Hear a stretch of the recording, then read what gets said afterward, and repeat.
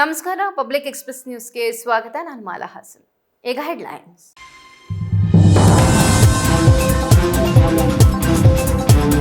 ಆಲೂರಿನಲ್ಲಿ ಒಂಟಿ ಮನೆಗಳನ್ನೇ ಟಾರ್ಗೆಟ್ ಮಾಡುತ್ತಿದ್ದ ದರೋಡೆ ಗ್ಯಾಂಗ್ ಬಂಧನ. ಸ್ಥಳೀಯ ಆರೋಪಿಗಳಿಂದ ಒಂಟಿ ಮನೆಗಳ ಮಾಹಿತಿ ಸಂಗ್ರಹಿಸಿ ದರೋಡೆಗೆ ಸಂಚು. ಹೊರ ಜಿಲ್ಲೆಗಳ ಆರೋಪಿಗಳೊಂದಿಗೆ ಸೇರಿ ರಾತ್ರಿ ವೇಳೆ ದರೋಡೆ ನಡೆಸುತ್ತಿದ್ದ ಗ್ಯಾಂಗ್. ವಿಶೇಷ ತಂಡ ರಚಿಸಿ ದರೋಡೆಕೋರರನ್ನ ಬಂಧಿಸಿದ ಹಾಸನ ಜಿಲ್ಲಾ ಪೊಲೀಸರು. ಪ್ರಕರಣ ಭೇದಿಸಿದ ಪೊಲೀಸ್ ತಂಡಕ್ಕೆ ಎಸ್ಪಿ ಶುಭಾನ್ವಿತರಿಂದ ಬಹುಮಾನ ಘೋಷಣೆ. ಹಾಸನದಲ್ಲಿ ಆತಂಕ ಸೃಷ್ಟಿಸಿದ್ದ ನರಹಂತಕ ಒಂಟಿ ಸಲಗ ಸೆರೆ. ಸುಮಾರು 20 ವರ್ಷ ವಯಸ್ಸಿನ ಒಂಟಿ ಸಲಗ ಅರಣ್ಯ ಇಲಾಖೆ ವಶಕ್ಕೆ. 7 ಸಾಕಾನೆಗಳ ನೇತೃತ್ವದಲ್ಲಿ ಸತತ ಕಾರ್ಯಾಚರಣೆ. ಇಡೀ ದಿನ ಕಾರ್ಯಾಚರಣೆ ನಡೆಸಿ ಕಾಡಾನೆ ಸೆರೆ ಹಿಡಿಯುವಲ್ಲಿ ಯಶಸ್ವಿ.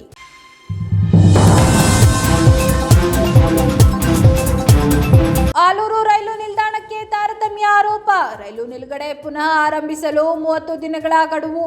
ನಿಲುಗಡೆ ರದ್ದಾಗಿ ಸುಮಾರು 18 ತಿಂಗಳಾದರೂ ಕ್ರಮವಿಲ್ಲ ಎಂದು ಅಸಮಾಧಾನ. ನಿಲುಗಡೆ ಮರುಸ್ಥಾಪಿಸದಿದ್ದರೆ ಹೈಕೋರ್ಟ್ನಲ್ಲಿ ಸಾರ್ವಜನಿಕ ಹಿತಾಸಕ್ತಿ ಅರ್ಜಿ ಸಲ್ಲಿಸುವ ಎಚ್ಚರಿಕೆ ನೀಡಿದ ರಾಧಮ್ಮ ಜನಸ್ಪಂದನ ಸಂಸ್ಥೆಯ ಅಧ್ಯಕ್ಷ ಬಿಎನ್ ಹೇಮಂತ್ ಕುಮಾರ್.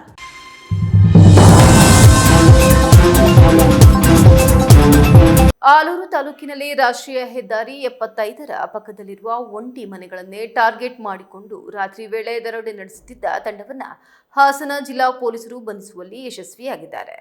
ಪ್ರಕರಣವನ್ನು ಭೇದಿಸಿದ ಕುರಿತು ಜಿಲ್ಲಾ ಪೊಲೀಸ್ ವರಿಷ್ಠಾಧಿಕಾರಿ ಶುಭಾನ್ವಿತ ಮಾಧ್ಯಮಗಳಿಗೆ ಮಾಹಿತಿ ನೀಡಿದ್ದಾರೆ. ಇತ್ತೀಚೆಗೆ ಆಲೂರು ತಾಲೂಕಿನ ರಾಷ್ಟ್ರೀಯ ಹೆದ್ದಾರಿ 75ರ ಪಕ್ಕದಲ್ಲಿರುವ 2 ಮನೆಗಳಿಗೆ ರಾತ್ರಿ ವೇಳೆ ನುಗ್ಗಿದ ದರೋಡೆಕೋರರು ಮನೆಯವರನ್ನ ಕಟ್ಟಿಹಾಕಿ ಬೆಲೆ ಬಾಳುವ ವಸ್ತುಗಳನ್ನು ದೋಚಿಕೊಂಡು ಪರಾರಿಯಾಗಿದ್ದರು. ಸರಣಿ ದರೋಡೆಗಳಿಂದ ತಾಲೂಕಿನ ಜನರಲ್ಲಿ ಆತಂಕದ ವಾತಾವರಣ ನಿರ್ಮಾಣವಾಗಿತ್ತು. ಪ್ರಕರಣವನ್ನು ಗಂಭೀರವಾಗಿ ಪರಿಗಣಿಸಿದ ಜಿಲ್ಲಾ ಪೊಲೀಸ್ ಇಲಾಖೆ ವಿಶೇಷ ತಂಡ ರಚಿಸಿ ತನಿಖೆ ನಡೆಸಿದ್ದು, ಇದೀಗ ದರೋಡೆಕೋರರ ತಂಡವನ್ನು ಬಂಧಿಸುವಲ್ಲಿ ಯಶಸ್ವಿಯಾಗಿದೆ. ಬಂಧಿತರನ್ನ ದಕ್ಷಿಣ ಕನ್ನಡ ಜಿಲ್ಲೆಯ ಮೂಲದ ಅರ್ಷಫ್, ಇಬ್ರಾಹಿಂ, ಖಲೀಲ್, ಅಹಮದ್, ಸಂಕೇತ್, ರಘು, ಹಾವೇರಿ ಮೂಲದ ಹಿರಣ್ಣ ಹಾಗೂ ಆಲೂರು ತಾಲೂಕಿನ ಈಶ್ವರಹಳ್ಳಿ ಪೂಜೆ ನಿವಾಸಿ ಸುಲೇಮಾನ್ ಮತ್ತು ಕಿತ್ತಕೆರೆ ಗ್ರಾಮದ ರಘು ಎಂದು ಗುರುತಿಸಲಾಗಿದೆ. ಪೊಲೀಸರ ಪ್ರಕಾರ ಬಂಧಿತ ಆರೋಪಿಗಳ ಪೈಕಿ ಸ್ಥಳೀಯರಾಗಿದ್ದ 2 ಆರೋಪಿಗಳು ರಾಷ್ಟ್ರೀಯ ಹೆದ್ದಾರಿ ಪಕ್ಕದಲ್ಲಿರುವ ಒಂಟಿ ಮನೆಗಳನ್ನು ಗುರುತಿಸಿ ಅವುಗಳ ಬಗ್ಗೆ ಮಾಹಿತಿ ಸಂಗ್ರಹಿಸಿ ದರೋಡೆಗೆ ಸಂಚು ರೂಪಿಸುತ್ತಿದ್ದರು. ಬಳಿಕ ಹೊರ ಜಿಲ್ಲೆಗಳಲ್ಲಿದ್ದ ಆರೋಪಿಗಳಿಗೆ ಮಾಹಿತಿ ನೀಡಿ ಎಲ್ಲರೂ ಒಟ್ಟಾಗಿ ರಾತ್ರಿ ವೇಳೆ ಮನೆಗಳಿಗೆ ನುಗ್ಗಿ ದರೋಡೆ ನಡೆಸಿ ಪರಾರಿಯಾಗುತ್ತಿದ್ದರು ಎನ್ನಲಾಗಿದೆ. ಬಂಧಿತ ಆರೋಪಿಗಳ ಪೈಕಿ ಹಲವರು ಈ ಹಿಂದೆಯೂ ವಿವಿಧ ಅಪರಾಧ ಪ್ರಕರಣಗಳಲ್ಲಿ ಭಾಗಿಯಾಗಿರುವುದು ತನಿಖೆಯಲ್ಲಿ ತಿಳಿದು ಬಂದಿದೆ ಎಂದು ಪೊಲೀಸರು ತಿಳಿಸಿದ್ದಾರೆ. ದರೋಡೆಕೋರರ ಬಂಧನದಿಂದ ಆಲೂರು ತಾಲೂಕಿನ ಜನರು ನಿಟ್ಟುಸಿರು ಬಿಟ್ಟಿದ್ದು, ಪ್ರಕರಣ ಭೇದಿಸಿದ ಪೊಲೀಸ್ ತಂಡದ ಕಾರ್ಯಕ್ಕೆ ಮೆಚ್ಚುಗೆ ವ್ಯಕ್ತವಾಗಿದೆ. ಪ್ರಕರಣವನ್ನು ಯಶಸ್ವಿಯಾಗಿ ಭೇದಿಸಿದ ಪೊಲೀಸ್ ತಂಡಕ್ಕೆ ಎಸ್ಪಿ ಶುಭಾನ್ವಿತ ಅವರು ಬಹುಮಾನ ಘೋಷಿಸಿದ್ದಾರೆ. ಜಿಲ್ಲೆಯ ಆಲೂರು ಪೊಲೀಸ್ ಸ್ಟೇಷನ್ ವ್ಯಾಪ್ತಿಯಲ್ಲಿ ಜೂನ್ ತಿಂಗಳಲ್ಲಿ ದಿನಾಂಕ 2 ಜೂನ್ 2026ಗೆ ಒಂದು ರಾಬರಿ ಕೇಸ್ ದಾಖಲಾಗಿತ್ತು. ಈ ಕೇಸಲ್ಲಿ 2 ಜೂನ್ 2026 ರಾತ್ರಿ ಸುಮಾರು 12:45 ಗಂಟೆಗೆ 3 ಜನ ಮಾಸ್ಕ್ಡ್ ಪರ್ಸನ್ಸ್ ಹೌಸ್ಗೆ ಬ್ರೇಕ್ ಮಾಡಿ ಒಳಗಡೆ ನುಗ್ಗಿ ಮನೆ ಒಳಗಡೆ 3 ಜನ ಇದ್ರು, ಅವರಿಗೆ ಹೆದರಿಸಿ ಅಲ್ಲಿ ರಾಬರಿ ಮಾಡಿದರು. ಈ ಫಸ್ಟ್ ಆಫೆನ್ಸ್ ಅಲ್ಲಿ ಒಟ್ಟು 12,25,000 ಮೌಲ್ಯದ ಗೋಲ್ಡ್ ಜ್ಯುವೆಲರಿ ಮತ್ತೆ ಕ್ಯಾಶ್ ಅವರು ತಗೊಂಡು ಹೋಗಿದ್ದರು ಫಸ್ಟ್ ಆಫೆನ್ಸ್ ಅಲ್ಲಿ. ಹಾಗೆಯೇ ಇನ್ನೊಂದು ಆಫೆನ್ಸ್ 22 ಜುಲೈ 2026ಗೆ ಆಲೂರ್ ಪೊಲೀಸ್ ಸ್ಟೇಷನ್ ವ್ಯಾಪ್ತಿಯಲ್ಲಿನೇ ಆಗಿತ್ತು. ಇದರಲ್ಲಿ ಕೂಡ 3 ಜನ ಮಾಸ್ಕ್ಡ್ ಅಫೆಂಡರ್ಸ್ ಒಂದು ಹೈವೇ ಮೇಲೆ ಒಂಟಿ ಮನೆಯಲ್ಲಿ ರಾತ್ರಿ ಸುಮಾರು 1 ಗಂಟೆಗೆ ಒಳಗಡೆ ನುಗ್ಗಿ ಮನೆಯಲ್ಲಿ 3 ಜನ ಇದ್ರು. ಈ ಮನೆಯಲ್ಲಿನೂ ಸಹ 3 ಜನಗೆ ಬೆದರಿಸಿ ಅವರಿಂದ ಸುಮಾರು 7,49,000 ಮೌಲ್ಯದ ಗೋಲ್ಡ್ ಆರ್ನಮೆಂಟ್ಸ್, 1 ಮೊಬೈಲ್ ಫೋನ್ ಮತ್ತೆ ಕ್ಯಾಶ್ ಅವರು ತಗೊಂಡು ಹೋಗಿದ್ರು. ಸೊ ಈ 2 ಕೇಸಸ್ ಅದು ಅನಾಲಿಸಿಸ್ ಮಾಡುವಾಗ ನಮ್ಗೆ ಗೊತ್ತಾಯ್ತು ದಟ್ 2 ಕೇಸಸ್ ಅಲ್ಲಿ ಈ ರಾಬರ್ಸ್ 3 ಜನ ಮಾಸ್ಕ್ ಪರ್ಸನ್ಸ್ ಮನೆ ಒಳಗಡೆ ಬಂದು ರಾಬರಿ ಕಮಿಟ್ ಮಾಡಿದ್ದಾರೆ. ಒಂದು ಸೆಕೆಂಡ್ಲಿ 2 ಮನೆ ಹೈವೇ ನ್ಯಾಷನಲ್ ಹೈವೇ 75 ಮೇಲೆ ಎರಡು ಮನೆ ನ್ಯಾಷನಲ್ ಹೈವೇ 75 ಮೇಲೆನೆ ಇತ್ತು. ಮತ್ತೆ ಇಲ್ಲೇ ರಾತ್ರಿ ಟೈಮ್ ಸುಮಾರು ಫಸ್ಟ್ ಅಫೆನ್ಸ್ ಅಲ್ಲಿ ಸುಮಾರು 12:45 ಗಂಟೆಗೆ ಮತ್ತೆ ಸೆಕೆಂಡ್ ಅಫೆನ್ಸ್ ಅಲ್ಲಿ ಸುಮಾರು 1:15 ಗಂಟೆಗೆ ಬಂದು ಆಫೆನ್ಸ್ ಕಮಿಟ್ ಮಾಡಿದರು. ಸೊ ಸ್ವಲ್ಪ ಸಿಮಿಲಾರಿಟೀಸ್ ಇತ್ತು ಎರಡು ಆಫೆನ್ಸಸ್ ಅಲ್ಲಿ. ಅದರ ಜೊತೆಗೆ ಫಸ್ಟ್ ಅಫೆನ್ಸ್ ಅಲ್ಲಿ ಮನೆ ಒಳಗಡೆ ಸಿಸಿಟಿವಿ ಕ್ಯಾಮ್ರಾನು ಇತ್ತು. ಸಿಸಿಟಿವಿ ಕ್ಯಾಮ್ರಾ ನೋಡುವಾಗ ಮತ್ತೆ ಎರಡು ಪ್ಲೇಸಸ್ ಆಫ್ ಅಫೆನ್ಸ್ ಮತ್ತೆ ಯಾರು ಅಫೆಂಡರ್ಸ್ ಬಂದಿದ್ರು ಅವ್ರ ಬಗ್ಗೆ ಯಾರು ಕಂಪ್ಲೇನೆಂಟ್ಸ್ ಇದ್ರು ಅವ್ರಿಗೆ ಕೇಳುವಾಗ ನಮ್ಗೆ ಅಗೇನ್ ಅಫೆಂಡರ್ಸ್ ಬಗ್ಗೆನೂ ನಮ್ಗೆ ಗೊತ್ತಾಯ್ತು that may be same gang ಇರಬಹುದು ಅಂತ. ಸೊ ಇದರ ಬೇಸಿಸ್ ಮೇಲೆ ಅಡಿಷನಲ್ SP ಕ್ರೈಮ್ ಮತ್ತೆ DSP ಸಕಲೇಶ್ಪುರ, PI ಆಲೂರ್ ಮತ್ತೆ PSI law and order Alur ಮತ್ತೆ CPI ಸಕಲೇಶ್ಪುರ ಇವರದು ನಾವು ಒಂದು ಸ್ಪೆಷಲ್ ಟೀಮ್ ಫಾರ್ಮ್ ಮಾಡಿದೀವಿ ಈ ಆಫೆನ್ಸ್ ಗೆ ಪತ್ತೆ ಮಾಡ್ಲಿಕ್ಕೆ. ಸೊ ಇದರ ಸಂಬಂಧಪಟ್ಟಂತೆ ದಿನಾಂಕ 7-8ಕ್ಕೆ 7th August 2026ಗೆ ನಾವು ಎರಡು ಆಫೆನ್ಸಸ್ ಪತ್ತೆ ಮಾಡಿದೀವಿ. ನಾವು ಒಟ್ಟು 8 ಜನ ಆರೋಪಿಗಳಿಗೆ ನಾವು ಅರೆಸ್ಟ್ ಮಾಡಿದೀವಿ. ಇದರಲ್ಲಿ ಎರಡು ಅಫೆನ್ಸಸ್ ಅಲ್ಲಿ ಸೇಮ್ ಟೀಮ್ ಇನ್ವಾಲ್ವ್ ಇತ್ತು, ಅದು ನಮ್ಗೆ ಎಸ್ಟಾಬ್ಲಿಷ್ ಆಗಿದೆ. ಇದರಲ್ಲಿ ಈ ಎರಡು ಅಫೆನ್ಸಸ್ ಅಲ್ಲಿ ಆರೋಪಿಗಳು ಹೆಸರು ನಾನು ಹೇಳ್ತೀನಿ.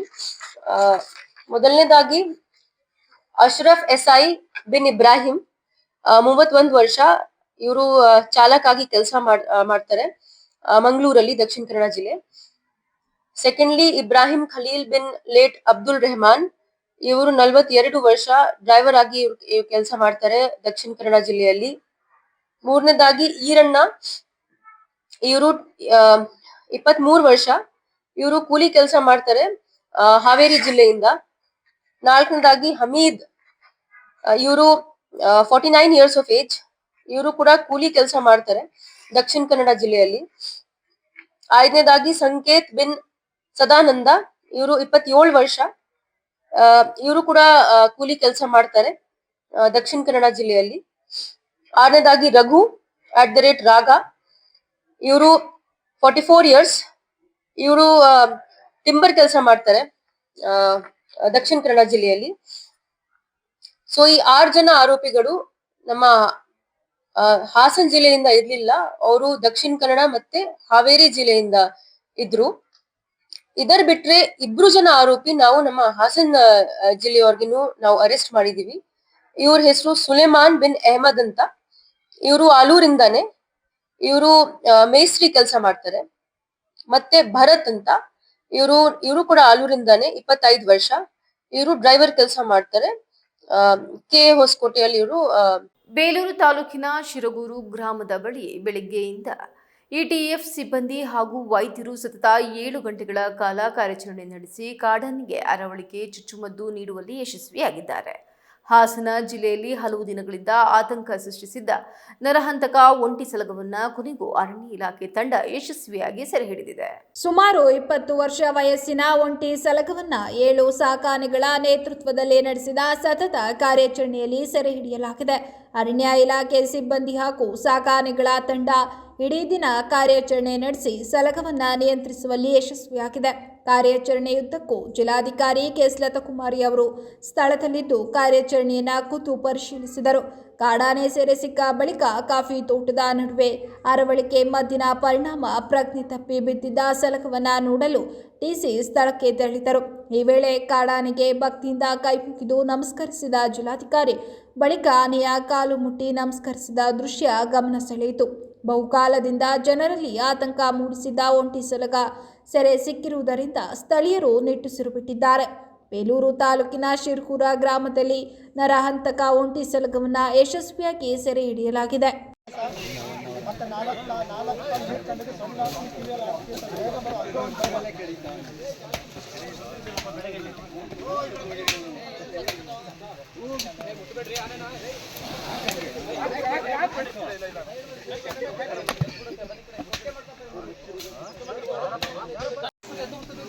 ಈ ಮೆಡಿಸಿನ್ ಸರಿ ಇಲ್ಲ, ಬೇಗ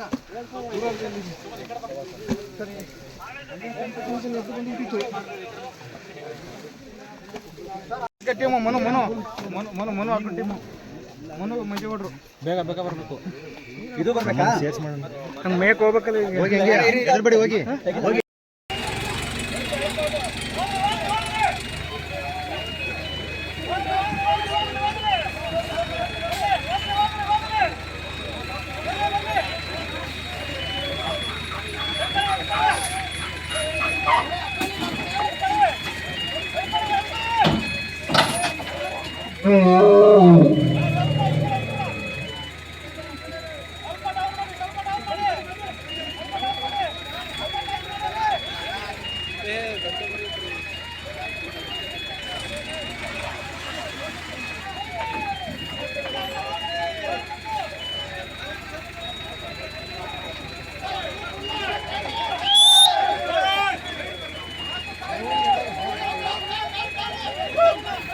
ಡೌನ್ ಮಾಡಿ.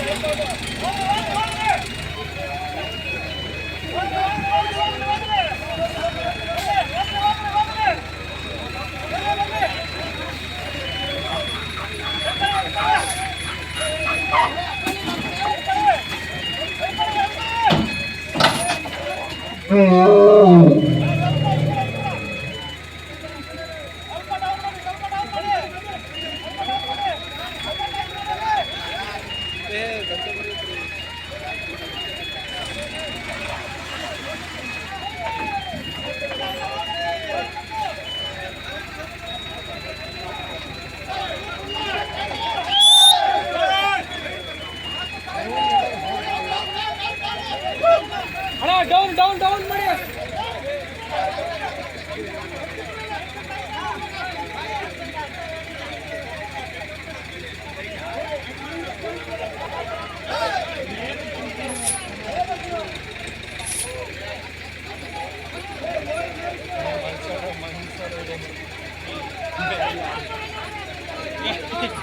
ಆಲೂರು ತಾಲೂಕಿನ ರೈಲು ಪ್ರಯಾಣಿಕರಿಗೆ ಅನುಕೂಲವಾಗುವಂತೆ ಆರಂಭಿಸಲಾಗಿದ್ದ ರೈಲು ನಿಲುಗಡೆಯನ್ನ ಆದಾಯದ ನೆಪದಲ್ಲಿ ರದ್ದುಪಡಿಸಿರುವ ರೈಲ್ವೆ ಇಲಾಖೆಯ ಕ್ರಮವನ್ನು ಖಂಡಿಸಿ ಆಲೂರು ರೈಲ್ವೆ ನಿಲ್ದಾಣಕ್ಕೆ ಆಗಿರುವ ತಾರತಮ್ಯವನ್ನ ಸರಿಪಡಿಸಬೇಕು, ಇಲ್ಲವಾದರೆ ಹೈಕೋರ್ಟ್ನಲ್ಲಿ ಸಾರ್ವಜನಿಕ ಹಿತಾಸಕ್ತಿ ಅರ್ಜಿ ಮೂಲಕ ಕಾನೂನು ಹೋರಾಟ ನಡೆಸಲಾಗುವುದು ಎಂದು ರಾಧಮ್ಮ ಜನಸ್ಪಂದನ ಸಂಸ್ಥೆಯ ಅಧ್ಯಕ್ಷ ಬಿಎನ್ ಹೇಮಂತ್ ಕುಮಾರ್ ಎಚ್ಚರಿಸಿದ್ದಾರೆ. ಪತ್ರಿಕಾಗೋಷ್ಠಿಯಲ್ಲಿ ಮಾತನಾಡಿದ ಅವರು, ಆಲೂರು ರೈಲು ನಿಲ್ದಾಣದಲ್ಲಿ 2024ರ ಫೆಬ್ರವರಿ 12ರಂದು ಪ್ರಾಯೋಗಿಕವಾಗಿ ಕಾರವಾರದ ಎಕ್ಸ್ಪ್ರೆಸ್ ರೈಲಿಗೆ ನಿಲುಗಡೆ ನೀಡಲಾಗಿತ್ತು. ಆದರೆ ನಂತರ 2024ರ ಡಿಸೆಂಬರ್ 4ರಿಂದ ಆದಾಯದ ಕೊರತೆಯನ್ನ ಕಾರಣವನ್ನಾಗಿ ಮುಂದಿಟ್ಟುಕೊಂಡು ರೈಲ್ವೆ ಇಲಾಖೆ ನಿಲುಗಡೆ ಆದೇಶವನ್ನ ರದ್ದುಪಡಿಸಿದೆ ಎಂದು ಆರೋಪಿಸಿದರು. ರೈಲು ನಿಲುಗಡೆ ರದ್ದಾದ ದಿನದಿಂದಲೇ ಈ ಬಗ್ಗೆ ರೈಲ್ವೆ ಇಲಾಖೆಯ ಗಮನ ಸೆಳೆಯುವುದರ ಜೊತೆಗೆ ಕ್ಷೇತ್ರದ ಸಂಸದರು ಹಾಗೂ ಶಾಸಕರಿಗೂ ಮನವಿ ಮಾಡಲಾಗಿದೆ. ಆದರೆ ಸುಮಾರು 18 ತಿಂಗಳು ಕಳೆದರೂ ಯಾವುದೇ ಪರಿಣಾಮಕಾರಿ ಕ್ರಮ ಕೈಗೊಂಡಿಲ್ಲ. ಇದರಿಂದ ಆಲೂರು ತಾಲೂಕಿನ ರೈಲ್ವೆ ಪ್ರಯಾಣಿಕರು ತೀವ್ರ ನಿರಾಸೆ ಅನುಭವಿಸುವಂತಾಗಿದೆ ಎಂದರು. ಆಲೂರು ಸೇರಿದಂತೆ ಇತರೆ ನಿಲ್ದಾಣಗಳ ಆದಾಯ ಹಾಗೂ ರೈಲು ನಿಲುಗಡೆಗಳ ವಿವರಗಳನ್ನು ಹೋಲಿಕೆ ಮಾಡಿದಾಗ ಆಲೂರು ತಾಲೂಕಿಗೆ ರೈಲ್ವೆ ಸೇವೆಯಲ್ಲಿ ತಾರತಮ್ಯವಾಗಿರುವುದು ಕಂಡುಬರುತ್ತಿದೆ ಎಂದರು. ಒಂದು ತಾಲೂಕು ಅಂತ ಏನಿದೆ ನಮ್ಮ ಆಲೂರು ತಾಲೂಕನ್ನ ಅತ್ಯಂತ ಕಡೆಗಣಿಸಿರುವ ಒಂದು ಜನಪ್ರತಿನಿಧಿಗಳ ಮನಸ್ಥಿತಿಯನ್ನ ತಿಳಿಸೋದಕ್ಕೆ ಸಮಸ್ತ ನಮ್ಮ ಆಲೂರು ತಾಲೂಕಿನ ಜನತೆಗೋಸ್ಕರ ಈ ಪತ್ರಿಕಾಗೋಷ್ಠಿ ಕರೆದಿದ್ದೀವಿ. ಇವತ್ತು ಮಾಧ್ಯಮ ಸ್ನೇಹಿತರೆ, ತಮ್ಮೆಲ್ಲರ ಬಳಿ ನಾನು ಕೇಳ್ಕೊತಾ ಇದ್ದೀನಿ, ತಮ್ಗೆಲ್ಲರಿಗೂ ಗೊತ್ತಿರೋಂಥ ವಿಚಾರ, 28 ವರ್ಷದಿಂದ ನಮ್ಮ ಆಲೂರು ತಾಲೂಕಲ್ಲಿ ರೈಲ್ವೆ ನಿಲ್ದಾಣಕ್ಕೆ ಸ್ಟೇಷನ್ ಮಾಸ್ಟರ್ಗಳು, ಡಿ ಗ್ರೂಪ್ ಡಿ ದರ್ಜೆ ನೌಕರುಗಳು, ಅಲ್ಲಿ ಬೇಕಾದಂತ ಮೂಲಭೂತ ಸೌಕರ್ಯದಂತ ಪ್ಲಾಟ್ಫಾರ್ಮ್ ವ್ಯವಸ್ಥೆ, ನಿಲ್ದಾಣ ಎಲ್ಲವೂ ಕೂಡ ಇದೆ. ಟ್ರೈನ್ ನಿಲ್ತಾ ಇರಲಿಲ್ಲ. 2024 ಫೆಬ್ರವರಿ 12ರಂದು ರೈಲನ್ನ ಪ್ರಾಯೋಗಿಕವಾಗಿ ಅಂತ ಒಂದೇ ಒಂದು ರೈಲ್ನ ಕಾರವಾರ ಎಕ್ಸ್ಪ್ರೆಸ್ ರೈಲ್ನ ನಿಲ್ಗಡೆ ಕೊಟ್ಟರು. ಅದು ಬೆಳಗ್ಗೆ ಹೊತ್ತು ಬರುವಂತ ರೈಲ್ನ. ಆ ರೈಲು ತಾತ್ಕಾಲಿಕವಾಗಿ ಏನ್ ನಿಲ್ಗಡೆ ಕೊಟ್ಟರಲ್ಲ, ಪ್ರಾಯೋಗಿಕವಾಗಿ ಡಿಸೆಂಬರ್ 2024 4ನೇ ತಾರೀಕು ಸ್ಥಗಿತಗೊಳಿಸಿದ್ರು. ನಾವು ತಕ್ಷಣವೇ ಅದಕ್ಕೆ ಯಾವಾಗ ಸ್ಥಗಿತ ಆಯ್ತು ಆಗಲೇ ರೈಲ್ವೆ ಇಲಾಖೆಗೆ ಪತ್ರ ಬರೆದು ಸಂಬಂಧಪಟ್ಟ ದೆಹಲಿ ಬೋರ್ಡ್ಗೂ ಹೋದು, ಬೋರ್ಡ್ಗೆ ಹೋಗಿ ಯಾಕೆ ಈ ರೈಲನ್ನ ತಡೆ ಹಿಡಿದಿದ್ದೀರಾ, ಯಾಕೆ ಈ ರೈಲನ್ನ ನಿಲ್ಸಿದ್ದೀರಾ ಅಂತ ಕೇಳಿದ ತಕ್ಷಣ ಅವ್ರು ನಮ್ಗೊಂದು ಉತ್ತರ ಕಳಿಸ್ತಾರೆ.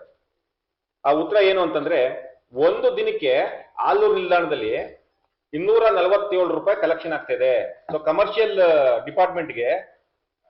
ಡಿಪಾರ್ಟ್ಮೆಂಟ್ಗೆ ಆದಾಯನ ಜಸ್ಟಿಫಿಕೇಶನ್ ಮಾಡಕ್ಕಾಗಲ್ಲ ಅಂತ ಈ ರೈಟಿಂಗ್ ಅಲ್ಲಿ ಕೊಟ್ಟಿರುವಂತ ಕಾಪಿ ಇದು. ಎಷ್ಟು 247 ರುಪೀಸ್ ಕಲೆಕ್ಷನ್ ಆಗ್ತಿದೆ ಅಂತ. ನನಗೆ ಆಶ್ಚರ್ಯ ಆಗೋಯ್ತು, ಇದೇನು ಈ ತರ ಮಾಹಿತಿ ಕೊಟ್ಟಲ್ಲ 247 ರೂಪಾಯಿ ಅಂತ. ಒಂದು ದಿನಕ್ಕೆ 247 ರೂಪಾಯಿ. ತದನಂತರ ನಾನೇನ್ ಮಾಡಿದೆ, ಮಾಹಿತಿ ಎಕ್ಕಲ್ಲಿ ನಾನು ಹಾಕ್ತೆ. ನಾನು ಮಾಹಿತಿ ಎಕ್ಕಲ್ಲಿ ಕಳೆದ 2 ತಿಂಗಳು ಡೇಟ್ ತಗೊಂಡೆ, 2024 ಅಕ್ಟೋಬರ್ ಮತ್ತು ನವೆಂಬರ್. ನೋಡಿ, ಅಕ್ಟೋಬರ್ ಮತ್ತು ನವೆಂಬರ್ ತಿಂಗಳಲ್ಲಿ ನಾವು ಮಾಹಿತಿ ಎಕ್ಕಲ್ಲಿ ಪಡೆದಂತಹ ಅಂಕಿಅಂಶಗಳು, ಅಕ್ಟೋಬರ್ ತಿಂಗಳಲ್ಲಿ 2024 313 ಜನ ಪ್ರಯಾಣಿಸುತ್ತಾರೆ, 22,580 ರೂಪಾಯಿ ಆದಾಯ ಸಂಗ್ರಹ ಆಗಿದೆ. ನವೆಂಬರ್ 2024ರಲ್ಲಿ 221 ಜನ ಪ್ರಯಾಣಿಕರು ಪ್ರಯಾಣಿಸಿರ್ತಾರೆ, 15,925 ರೂಪಾಯಿ ಸಂಗ್ರಹ ಆಗಿದೆ. ಇದು ನವೆಂಬರ್ 30 ಡೇಟಾ ಇದು. ಅಂದ್ರೆ ಇವರು 247 ರುಪೀಸ್ ಏನ್ ಡೇಟಾ ಕೊಟ್ಟಿದಾರಲ್ಲ, ಈ 247 ರುಪೀಸ್ ಡೇಟಾ ಇದೆಯಲ್ಲ, ಈ ಡೇಟಾ ಆಧಾರದ ಮೇಲೆ ಇವ್ರು ಯಾವ ತರ ಡೇಟಾ ತೆಗೆದಿದ್ದಾರೆ ಅಂತಂದ್ರೆ, ಈ ಫೆಬ್ರವರಿಯಿಂದ ನವೆಂಬರ್ ವರೆಗೂ ರೈಲು ತಿರುಗಾಡ್ತಲ್ಲ, 53 ದಿನ ಗ್ಯಾಪ್ ಆಯ್ತು. ಏನ್ ಗ್ಯಾಪ್ ಆಯ್ತು ಅಂತಂದ್ರೆ, ಗುಡ್ಡ ಕುಸಿತ ಆ 2024ನೇ ವರ್ಷದಲ್ಲಿ 4 ಬಾರಿ ಗುಡ್ಡ ಕುಸಿತ. ಒಂದು ಬಾಳಿಪೇಟೆ ಹತ್ರ, ಒಂದು ಸುಬ್ರಹ್ಮಣ್ಯ ಹೋಗೋ ರೋಡಲ್ಲಿ ಒಂಥರ 53 ದಿನ ರೈಲು ಸಂಚಾರನೇ ಆಗ್ಲಿಲ್ಲ. ಇವ್ರೇನ್ ಮಾಡಿದ್ರು, ಈ ರೈಲ್ವೆ ಮಂತ್ರಿಗಳಿಗೆ ಬೋರ್ಡ್ ಕಳಿಸ್ಕೊಟ್ಟಿದ್ದು ವರದಿ ಏನ್ ಮಾಡಿದ್ರು, ಫೆಬ್ರವರಿಯಿಂದ ನವೆಂಬರ್ ವರೆಗೂ ಡೇಟ್ ಅವರೇಜ್ ಮಾಡ್ಬಿಟ್ರು. ಟಿಕೆಟ್ ಸಂಗ್ರಹ ಆಗಿರುತ್ತಲ್ಲ ಅಮೌಂಟ್ ಅವರೇಜ್ ಮಾಡಿ 247 ರೂಪಾಯಿ ಮಾಡ್ಬಿಟ್ರು. ಆ 53 ದಿನ ಟ್ರೈನ್ ರದ್ದಾಗಿತ್ತಲ್ಲ, ಅದನ್ನ ಕಳಿಬೇಕಾಗಿತ್ತು. ನಮ್ದು ದಿನಕ್ಕೆ ಸರಾಸರಿ 700ರಿಂದ 800 ರೂಪಾಯಿ ಇದೆ. ಈ ವ್ಯತ್ಯಾಸನ ಪತ್ತೆ ಹಚ್ಚಬೇಕಾಗಿತ್ತು ಜನಪ್ರತಿನಿಧಿಗಳು. ಅದನ್ನ ನಾನು ಫೇಸ್ಬುಕ್ ಅಲ್ಲಿ, ಇನ್ಸ್ಟಾಗ್ರಾಮ್ ಅಲ್ಲಿ, ಮತ್ತೆ ಸ್ಥಳೀಯ ಮಾಧ್ಯಮಗಳೆಲ್ಲ ಹೇಳ್ತಾನೆ ಬಂದೆ. ನಾನು ಸೋಮಣ್ಣ ಸಾಹೇಬ್ರ ಹತ್ರ ಹೋಗ್ತೀನಿ, ಅಣ್ಣ ಇದೊಂದು ಚೂರು ರೈಲ್ವೆ ಕೆಲಸ ಅಣ್ಣ, ಆಲೂರು ನಿಂತಿದೆ, ತಾಲೂಕ್ ಹೆಡ್ಕ್ವಾರ್ಟರ್ ಮಾಡ್ಕೊಡ್ಬೇಕು ಅಂತಂದ್ರೆ, ಸುಮ್ಮನೆ ಇರಪ್ಪ ನೀನು, 247 ರೂಪಾಯಿ ಕಲೆಕ್ಷನ್, 250 ರೂಪಾಯಿ ಕಲೆಕ್ಷನ್ ಯಾರೇ ಟ್ರೈನ್ ನಿಲ್ಲಿಸ್ತಾರೆ, ಜನ ಹತ್ತರು ಬೇಡ ಅಂತಾರೆ. ಇಲ್ಲಿ ನೋಡಿ ಡೇಟಾ ನೋಡಿ, ಮಾಹಿತಿ ಎಕ್ಕಲ್ಲಿ 22,800 ರೂಪಾಯಿ ಕಲೆಕ್ಷನ್ ಆಗಿರೋದು ನೋಡಿ. 311 ಜನ ಪ್ಯಾಸೆಂಜರ್ ಇದ್ದಾರೆ ಕಳೆದ 2 ತಿಂಗಳು 2024 ರೈಲು ನಿಲ್ಲಿಸೋ ಮುಂಚೆ. ಇವರು ಸರಿಯಾದ ಅಂಕಿಅಂಶ ಕೊಡದಲ್ಲೇ ರೈಲ್ವೆ ಅಧಿಕಾರಿಗಳು ತಮ್ಮ ಬೇಜವಾಬ್ದಾರಿ ಅಂತ ತಾನೇ ಒಂದು ತಾಲೂಕಿಗೆ ಅನ್ಯಾಯ ಮಾಡಿದ್ದಾರೆ. ಅಧ್ಯಕ್ಷ ರುದ್ರೇಗೌಡ, ಮುಖಂಡರಾದ ಅನೂಪ್, ಮಧು, ಸೋಮಶೇಖರ್ ಸೇರಿದಂತೆ ಇತರರು ಉಪಸ್ಥಿತರಿದ್ದರು. ಸ್ವತಂತ್ರ ದಿನಾಚರಣೆಯ ಅಂಗವಾಗಿ ಹರ್ ಘರ್ ತಿರಂಗ್ ಅಭಿಯಾನವನ್ನು ಯಶಸ್ವಿಗೊಳಿಸುವ ಉದ್ದೇಶದಿಂದ ಮಾಜಿ ಶಾಸಕ ಹಾಗೂ ಬಿಜೆಪಿ ರಾಜ್ಯ ಪ್ರಧಾನ ಕಾರ್ಯದರ್ಶಿ ಪ್ರೀತಂ ಜೇಗೌಡ ಅವರು ಇಂದು ಹಾಸನ ನಗರದಲ್ಲಿ ವಾಹನ ಚಾಲಕರು ಹಾಗೂ ಸಾರ್ವಜನಿಕರಿಗೆ ರಾಷ್ಟ್ರಧ್ವಜಗಳನ್ನು ವಿತರಿಸಿ ವಾಹನಗಳಿಗೆ ಸ್ವತಃ ತ್ರಿರಂಗ ಕಟ್ಟುವ ಮೂಲಕ ಗಮನ ಸೆಳೆದರು. ನಗರದ ಎಂಜಿ ರಸ್ತೆಯ ಗಾಂಧೀಜಿ ಪ್ರತಿಮೆ ಬಳಿ ನಡೆದ ಕಾರ್ಯಕ್ರಮದಲ್ಲಿ ಪ್ರೀತಂ ಜೇಗೌಡ ಅವರು ಸಾರ್ವಜನಿಕರಿಗೆ ತಿರಂಗ ಧ್ವಜಗಳನ್ನು ಹಸ್ತಾಂತರಿಸಿದರು. ಬಳಿಕ ಹಲವು ವಾಹನಗಳಿಗೆ ಸ್ವತಃ ರಾಷ್ಟ್ರ ಧ್ವಜವನ್ನು ಕಟ್ಟುವ ಮೂಲಕ ಅಭಿಯಾನಕ್ಕೆ ಉತ್ತೇಜನ ನೀಡಿದರು. ಈ ಸಂದರ್ಭದಲ್ಲಿ ಮಾಧ್ಯಮಗಳೊಂದಿಗೆ ಮಾತನಾಡಿದ ಪ್ರೀತಂ ಜೇಗೌಡ, ದೇಶದ ಪ್ರಧಾನಮಂತ್ರಿ ನರೇಂದ್ರ ಮೋದಿಯವರ ಆಶಯದಂತೆ ಹರ್ ಘರ್ ತಿರಂಗ ಅಭಿಯಾನವನ್ನು ಹಾಸನ ನಗರದಲ್ಲಿ ಪರಿಣಾಮಕಾರಿಯಾಗಿ ನಡೆಸಲು ಸಂಕಲ್ಪ ಮಾಡಲಾಗಿದೆ ಎಂದರು. ಹಾಸನ ನಗರ ಬಿಜೆಪಿ ಅಧ್ಯಕ್ಷ ಮಂಜು ಅವರ ನೇತೃತ್ವದಲ್ಲಿ ಪಕ್ಷದ ಹಿರಿಯರು ಹಾಗೂ ಕಾರ್ಯಕರ್ತರು ಮನೆ ಮನೆಗೆ ತೆರಳಿ ರಾಷ್ಟ್ರಧ್ವಜ ಹಾರಿಸುವಂತೆ ಜನರಲ್ಲಿ ಜಾಗೃತಿ ಮೂಡಿಸುವ ಕಾರ್ಯಕ್ಕೆ ಮುಂದಾಗಿದ್ದಾರೆ. ಇದರ ಭಾಗವಾಗಿ ವಾಹನ ಚಾಲಕರು ಹಾಗೂ ಸಾರ್ವಜನಿಕರಿಗೆ ತಿರಂಗ ಧ್ವಜಗಳನ್ನು ವಿತರಿಸುವ ಮೂಲಕ ಅಭಿಯಾನಕ್ಕೆ ಚಾಲನೆ ನೀಡಲಾಗಿದೆ ಎಂದರು. ಮಂತ್ರಿಗಳಾದ ನರೇಂದ್ರ ಮೋದಿ ಅವರ ಹರ್ ಘರ್ ತಿರಂಗ ಅಭಿಯಾನದ ಅಂಗವಾಗಿ ಇವತ್ತು ಹಾಸನ ನಗರದಲ್ಲಿ ಅಧ್ಯಕ್ಷರಾದ ಮಂಜಣ್ಣ ಅವರ ನೇತೃತ್ವದಲ್ಲಿ ನಮ್ಮ ಎಲ್ಲ ಹಿರಿಯ ಕಾರ್ಯಕರ್ತರು ಮನೆ ಮನೆಗೆ ತಿರಂಗವನ್ನು ಹಾರಿಸಬೇಕು ಅನ್ನೋ ಸಂಕಲ್ಪವನ್ನು ತೊಟ್ಟು ಇವತ್ತು ವಾಹನ ಚಾಲಕರು ಸೇರಿದಂತೆ ಸಾರ್ವಜನಿಕರಿಗೆ ತಿರಂಗವನ್ನು ಕೊಡೋ ಮೂಲಕ ಈ ಅಭಿಯಾನಕ್ಕೆ ಚಾಲನೆಯನ್ನು ಕೊಟ್ಟಿದ್ದಾರೆ. ಭಾಳ ಯಶಸ್ವಿಯಾಗಿ ಈ ಒಂದು ತಿರಂಗ ಅಭಿಯಾನವನ್ನು ಹಾಸನ ನಗರದಲ್ಲಿ ಮಾಡುವಂಥ ಕೆಲಸವನ್ನು ಮಾಡಿದ್ದಾರೆ.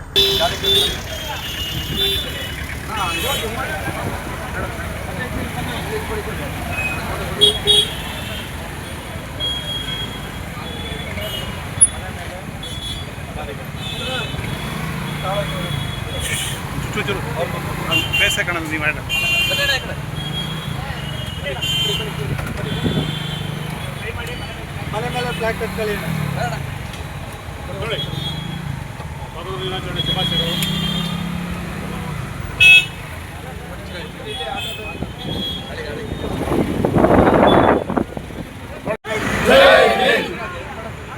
ನರೇಂದ್ರ ಮೋದಿ ಅವರಿಗೆ ವೀರ ಯೋಧರಿಗೆ ಕಾರ್ಯಕ್ರಮದಲ್ಲಿ ಬಿಜೆಪಿ ಮುಖಂಡರಾದ ಆರ್ ಮೋಹನ್, ಪ್ರೀತಿ ವರ್ಧನ್, ಬಿಎಚ್ ನಾರಾಯಣಗೌಡ, ಬಿ ವೇದಾವತಿ, ಮಹೇಶ್, ಯೋಗೇಶ್, ಲಕ್ಷ್ಮೀಶ್, ನಾಗೇಂದ್ರ ಪ್ರಸಾದ್, ರೋಹಿತ್ ಸೇರಿದಂತೆ ಹಲವು ಮುಖಂಡರು ಹಾಗೂ ಕಾರ್ಯಕರ್ತರು ಉಪಸ್ಥಿತರಿದ್ದರು.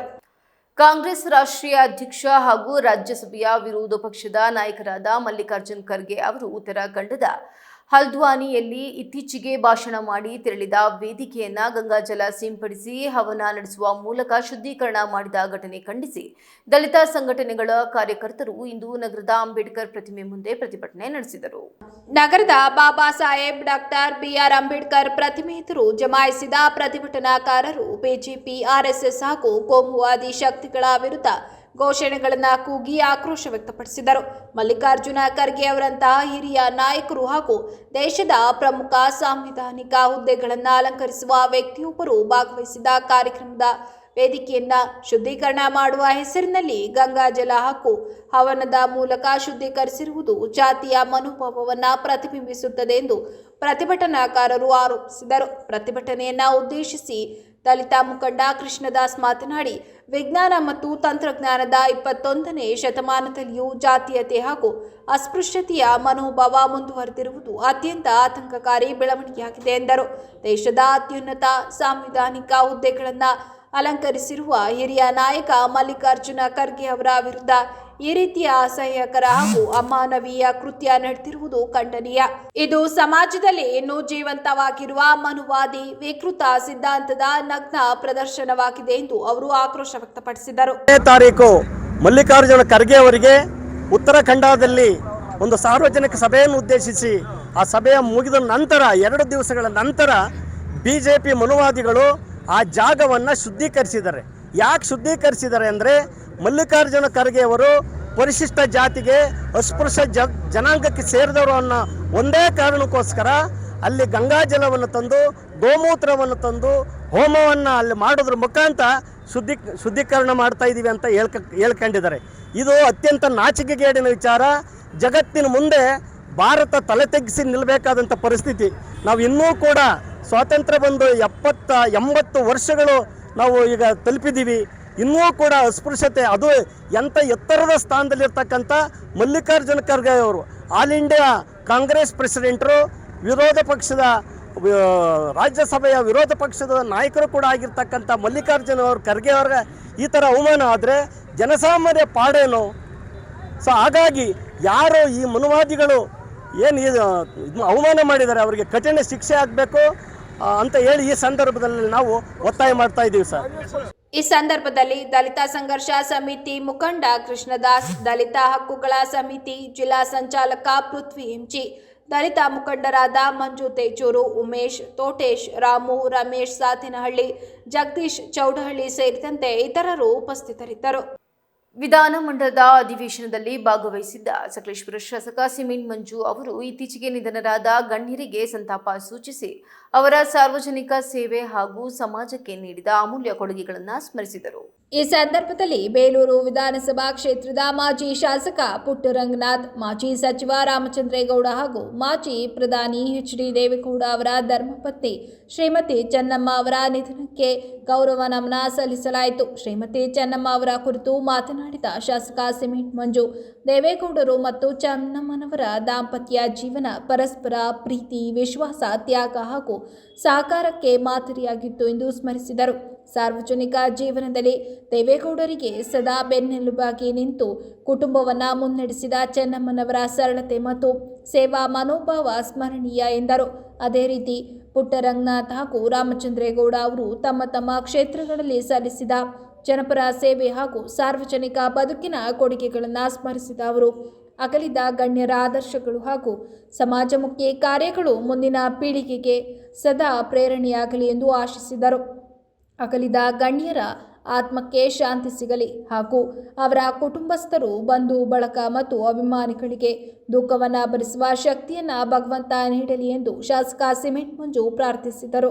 ರಾಜಕಾರಣಿ, ಮಾಜಿ ಪ್ರಧಾನಮಂತ್ರಿಗಳಾದಂಥ ಅವರ ಧರ್ಮಪತ್ನಿಯಾದಂಥ ಶ್ರೀ ಚೆನ್ನಮ್ಮನವ್ರನ್ನ ಅಂತ್ಯ ಸಂಸ್ಕಾರದಲ್ಲಿ ನಾವು ಕೂಡ ಪಾಲ್ಗೊಳ್ಳಲಿಕ್ಕೆ ಸಿಕ್ಕಿರ್ತಕ್ಕಂಥ ನಮ್ಮ ಅವಕಾಶ ಪುಣ್ಯ ಅಂತೇಳಿ ಈ ಸಂದರ್ಭದಲ್ಲಿ ಭಾವಿಸ್ತೀನಿ. ಬಹುಮುಖ್ಯವಾಗಿ ದಾಂಪತ್ಯದಲ್ಲಿ ಹೇಗೆ ಇರಬೇಕು ಅಂತಕ್ಕಂಥದ್ದನ್ನ ನಿಜವಾಗ್ಲೂ ಕೂಡ ದೇವೇಗೌಡರು ಮತ್ತೆ ಅವರ ಧರ್ಮಪತ್ನಿಯನ್ನ ನೋಡಿ ಕಲಿಬೇಕು ಅಂತೇಳಿ ಈ ಸಂದರ್ಭದಲ್ಲಿ ನಾನಾದ್ರೂ ಕೂಡ ಭಾವಿಸ್ತೀನಿ.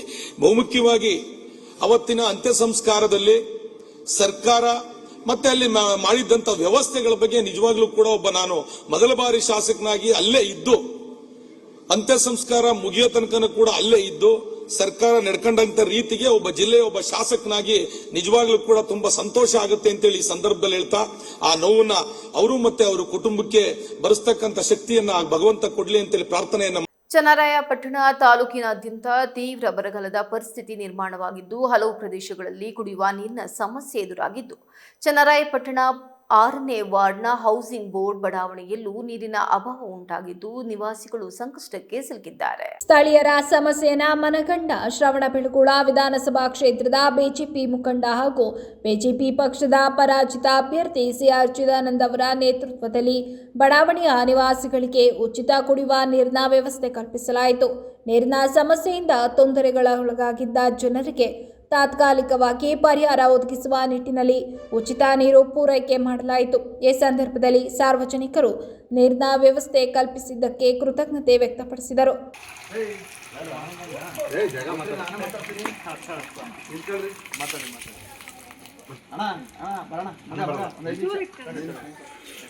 ನಮಸ್ಕಾರ ಸ್ನೇಹಿತರೆ, ಇವತ್ತು ಎಲ್ಲ ಕರ್ನಾಟಕ ರಾಜ್ಯದಲ್ಲಿ ಬರಪೀಡಿತ ಪ್ರದೇಶಗಳು ಹೆಚ್ಚಾಗಿದ್ದು ಭೂಮಿಯಲ್ಲಿ ಅಂತರ್ಜಲ ನಶಿಸಿ ಹೋಗುತ್ತಿದೆ.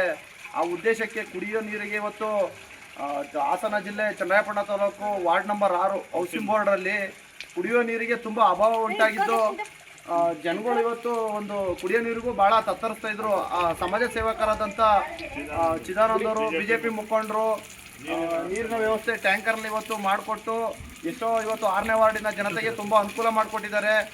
6ನೇ ವಾರ್ಡಿನ ಎಲ್ಲ ಜನತೆ ಪರವಾಗಿ ಚಿದಾನಂದ್ ಅವರಿಗೆ ತುಂಬ ಹೃದಯ ಧನ್ಯವಾದ ಸಲ್ಲಿಸಲಿಕ್ಕೆ ಇಷ್ಟಪಡ್ತೀವಿ. ಪಿ ಮುಖಂಡರಾದ ಚಿದಾನಂದ್ ಅವರು ವಾರ್ಡ್ ನಂಬರ್ 6 ಹೌಸಿಂಗ್ ಬೋರ್ಡ್ ಬಡಾವಣೆಯಲ್ಲಿ ನೀರಿನ ಸಮಸ್ಯೆ ಆಗಿರೋದಕ್ಕೋಸ್ಕರ ಸಾರ್ವಜನಿಕರಿಗೆ ಉಚಿತ ಕುಡಿಯುವ ನೀರಿನ ವ್ಯವಸ್ಥೆನ ಮಾಡ್ತಾ ಇದ್ದಾರೆ ಬಿಜೆಪಿ ಕಾರ್ಯಕರ್ತರ ಮುಖಾಂತರ.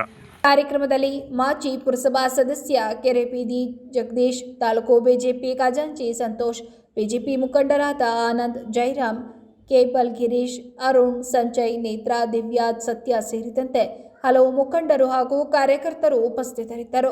ಗ್ರಾಮೀಣ ಹಾಗೂ ದೂರದ ಪ್ರದೇಶದಲ್ಲಿರುವ ಕ್ರಿಕೆಟ್ ಪ್ರತಿಭೆಗಳಿಗೆ ಗುಣಮಟ್ಟದ ಹಾಗೂ ವೈಜ್ಞಾನಿಕ ತರಬೇತಿ ಒದಗಿಸುವ ಉದ್ದೇಶದಿಂದ ಟೈಮ್ಸ್ ಗುರುಕುಲ ಶಾಲಾ ಆವರಣದಲ್ಲಿ ಗುರುಕುಲ ಕ್ರಿಕೆಟ್ ಅಕಾಡೆಮಿ ಆರಂಭಿಸಲಾಗುತ್ತಿದ್ದು ಅಕ್ಟೋಬರ್ 16ರಂದು ಉದ್ಘಾಟನೆಗೊಳ್ಳಲಿದೆ ಎಂದು ಪ್ರಾಂಶುಪಾಲೆ ಶೈಲಾ ರೈ ತಿಳಿಸಿದರು. ಪತ್ರಿಕಾಗೋಷ್ಠಿಯಲ್ಲಿ ಮಾತನಾಡಿದ ಅವರು, ಟೈಮ್ಸ್ ಗುರುಕುಲ ಶಾಲೆಯ ಸಂಸ್ಥಾಪಕ ಎಬಿ ಸುರೇಂದ್ರ ಕುಮಾರ್ ಅವರ ಮುಂದಾಳತ್ವದಲ್ಲಿ ಅಕಾಡೆಮಿ ರೂಪುಗೊಂಡಿದ್ದು 8 ರಿಂದ 18 ವರ್ಷದೊಳಗಿನ ಬಾಲಕ ಬಾಲಕಿಯರಿಗೆ ಲೆದರ್ ಬಾಲ್ ಕ್ರಿಕೆಟ್ ತರಬೇತಿ ನೀಡಲಾಗುವುದು. ಅನುಭವಿ ತರಬೇತುದಾರರ ಚೈತನ್ಯ ಅವರು ತರಬೇತಿಯ ನೇತೃತ್ವ ವಹಿಸಲಿದ್ದು ಸುಮಾರು 10 ವರ್ಷಗಳ ಕ್ರಿಕೆಟ್ ಅನುಭವ ಹೊಂದಿದ್ದಾರೆ. ಕೆಎಸ್ಸಿಎ ಅಡಿಯಲ್ಲಿ ಪಂದ್ಯಗಳ ಅಧಿಕೃತ ನಿರ್ವಹಣೆಯಲ್ಲಿ ಅನುಭವ ಹೊಂದಿರುವ ಅವರು ವಿವಿಧ ವಯೋಮಾನದ ಜಿಲ್ಲಾ ತಂಡಗಳಿಗೆ ಕೋಚ್ ಆಗಿಯೂ ಕಾರ್ಯನಿರ್ವಹಿಸಿದ್ದಾರೆ. ಅವರೊಂದಿಗೆ ಕ್ರಿಕೆಟ್ ಆಟಗಾರ ಹಾಗೂ ಕೋಚ್ ವಿಜಯ್ ಕುಮಾರ್ ಅವರು ತರಬೇತಿ ನೀಡಲಿದ್ದಾರೆ. ಅವರು ಕಳೆದ 10 ವರ್ಷಗಳಿಂದ ಕ್ರಿಕೆಟ್ ಕ್ಷೇತ್ರದಲ್ಲಿ ಸಕ್ರಿಯರಾಗಿದ್ದಾರೆ.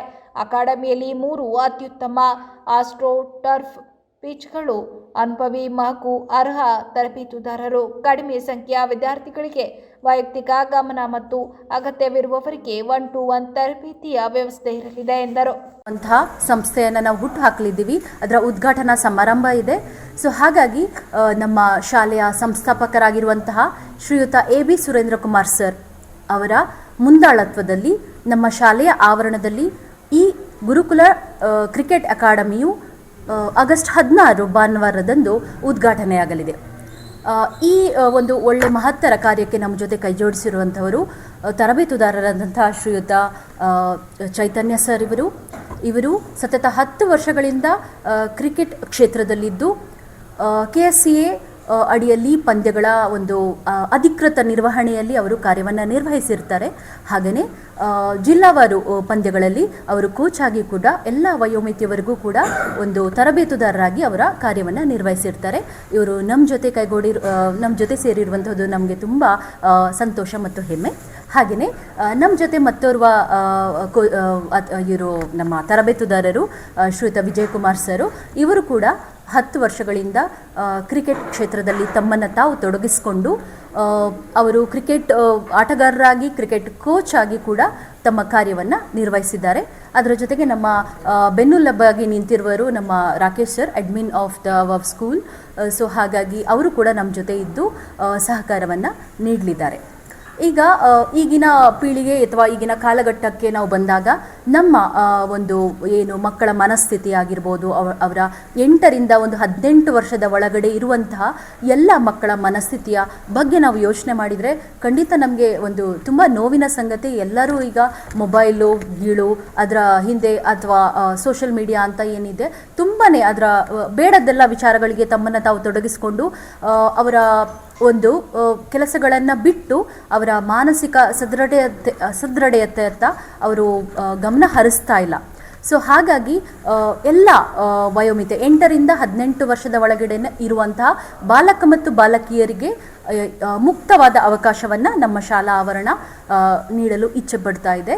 ಸೊ ಹಾಗಾಗಿ ಎಲ್ಲರೂ ಎಲ್ಲ ಮೀಡಿಯಾ ನಮ್ಮ ಸಹೋದರರು ಇದಕ್ಕೆ ಸಹಕಾರವನ್ನು ನೀಡಿ ನಮಗೆ ಮುಂದೆ ನಮ್ಮ ಬರೀ ನಗರ ಪ್ರದೇಶ ಮಾತ್ರವಲ್ಲದೆ ಗ್ರಾಮೀಣ ಪ್ರದೇಶದಲ್ಲಿ ಇರುವಂತಹ ಎಲ್ಲ ಆಸಕ್ತಿದಾಯಕ ಕ್ರೀಡಾ ಯಾರು ಆಸಕ್ತಿ ಇದ್ದಾರೆ ಅವರೆಲ್ಲ ನಮ್ಮ ಜೊತೆ ಸೇರಿ ಕೈಗೂಡಿ ಈ ಥರದ ಒಂದು ಕಾರ್ಯದಲ್ಲಿ ತೊಡಗಿಸುವಂತೆ ನಾವು ಮನವಿಯನ್ನು ಮಾಡ್ಕೋತಾರೆ. ಅನುಭವಿ ಹಾಗೂ ಅರ್ಹ ಕೋಚಸ್ಗಳಿದ್ದೀವಿ. ಆಮೇಲೆ ನಮ್ಮಲ್ಲಿ ಸುಮಾರು 10ರಿಂದ 15 ವರ್ಷದ ಅನುಭವ ಇರುವಂಥ ಕೋಚಸ್ ಇದ್ದೀವಿ. ಅದಾದಮೇಲೆ ನಾವು ಒಬ್ಬರಿಗೆ 1:20 ರೇಷಿಯೋ 1:15 ರೇಷಿಯೋ ಆ ಥರ ವಿದ್ಯಾರ್ಥಿಗಳನ್ನು ಒಂದು ಕೋಚಿಗೆ ರಿಪೋರ್ಟ್ ಥರ ಮಾಡಿ, ಸೊ ಇಂಡಿವಿಜುವಲ್ ಆಗಿ ನಾವು ಗಮನ ಹರಿಸೋ ಹಾಗೆ, ಇಂಡಿವಿಜುವಲ್ ಆಗಿ ಕಾನ್ಸಂಟ್ರೇಟ್ ಮಾಡೋ ಹಾಗೆ ಅದನ್ನು ನಾವು ಪ್ಲ್ಯಾನ್ ಮಾಡ್ಕೊಂಡಿದ್ದೀವಿ. ಆಮೇಲೆ ಅಗತ್ಯವಿದ್ದರೆ ತುಂಬ ಆಸಕ್ತಿ ಇದ್ದಲ್ಲಿ 1-on-1 ಕೋಚಿಂಗ್ ಏನಾದರೂ ಸೌಲಭ್ಯ ಬೇಕು ಅಂದಲ್ಲಿ ನಮ್ಮನ್ನು ಸಂಪರ್ಕಿಸಬಹುದು. ಅದಲ್ಲದೆ ನಾವು ಮೇಜರ್ ಆಗಿ ಬ್ಯಾಟಿಂಗ್, ಬೌಲಿಂಗ್, ಫೀಲ್ಡಿಂಗ್ ಹಾಗೂ ಫಿಟ್ನೆಸ್ ಮೇಲೆ ಕಾನ್ಸಂಟ್ರೇಟ್ ಮಾಡ್ತಾಯಿದ್ದೀವಿ.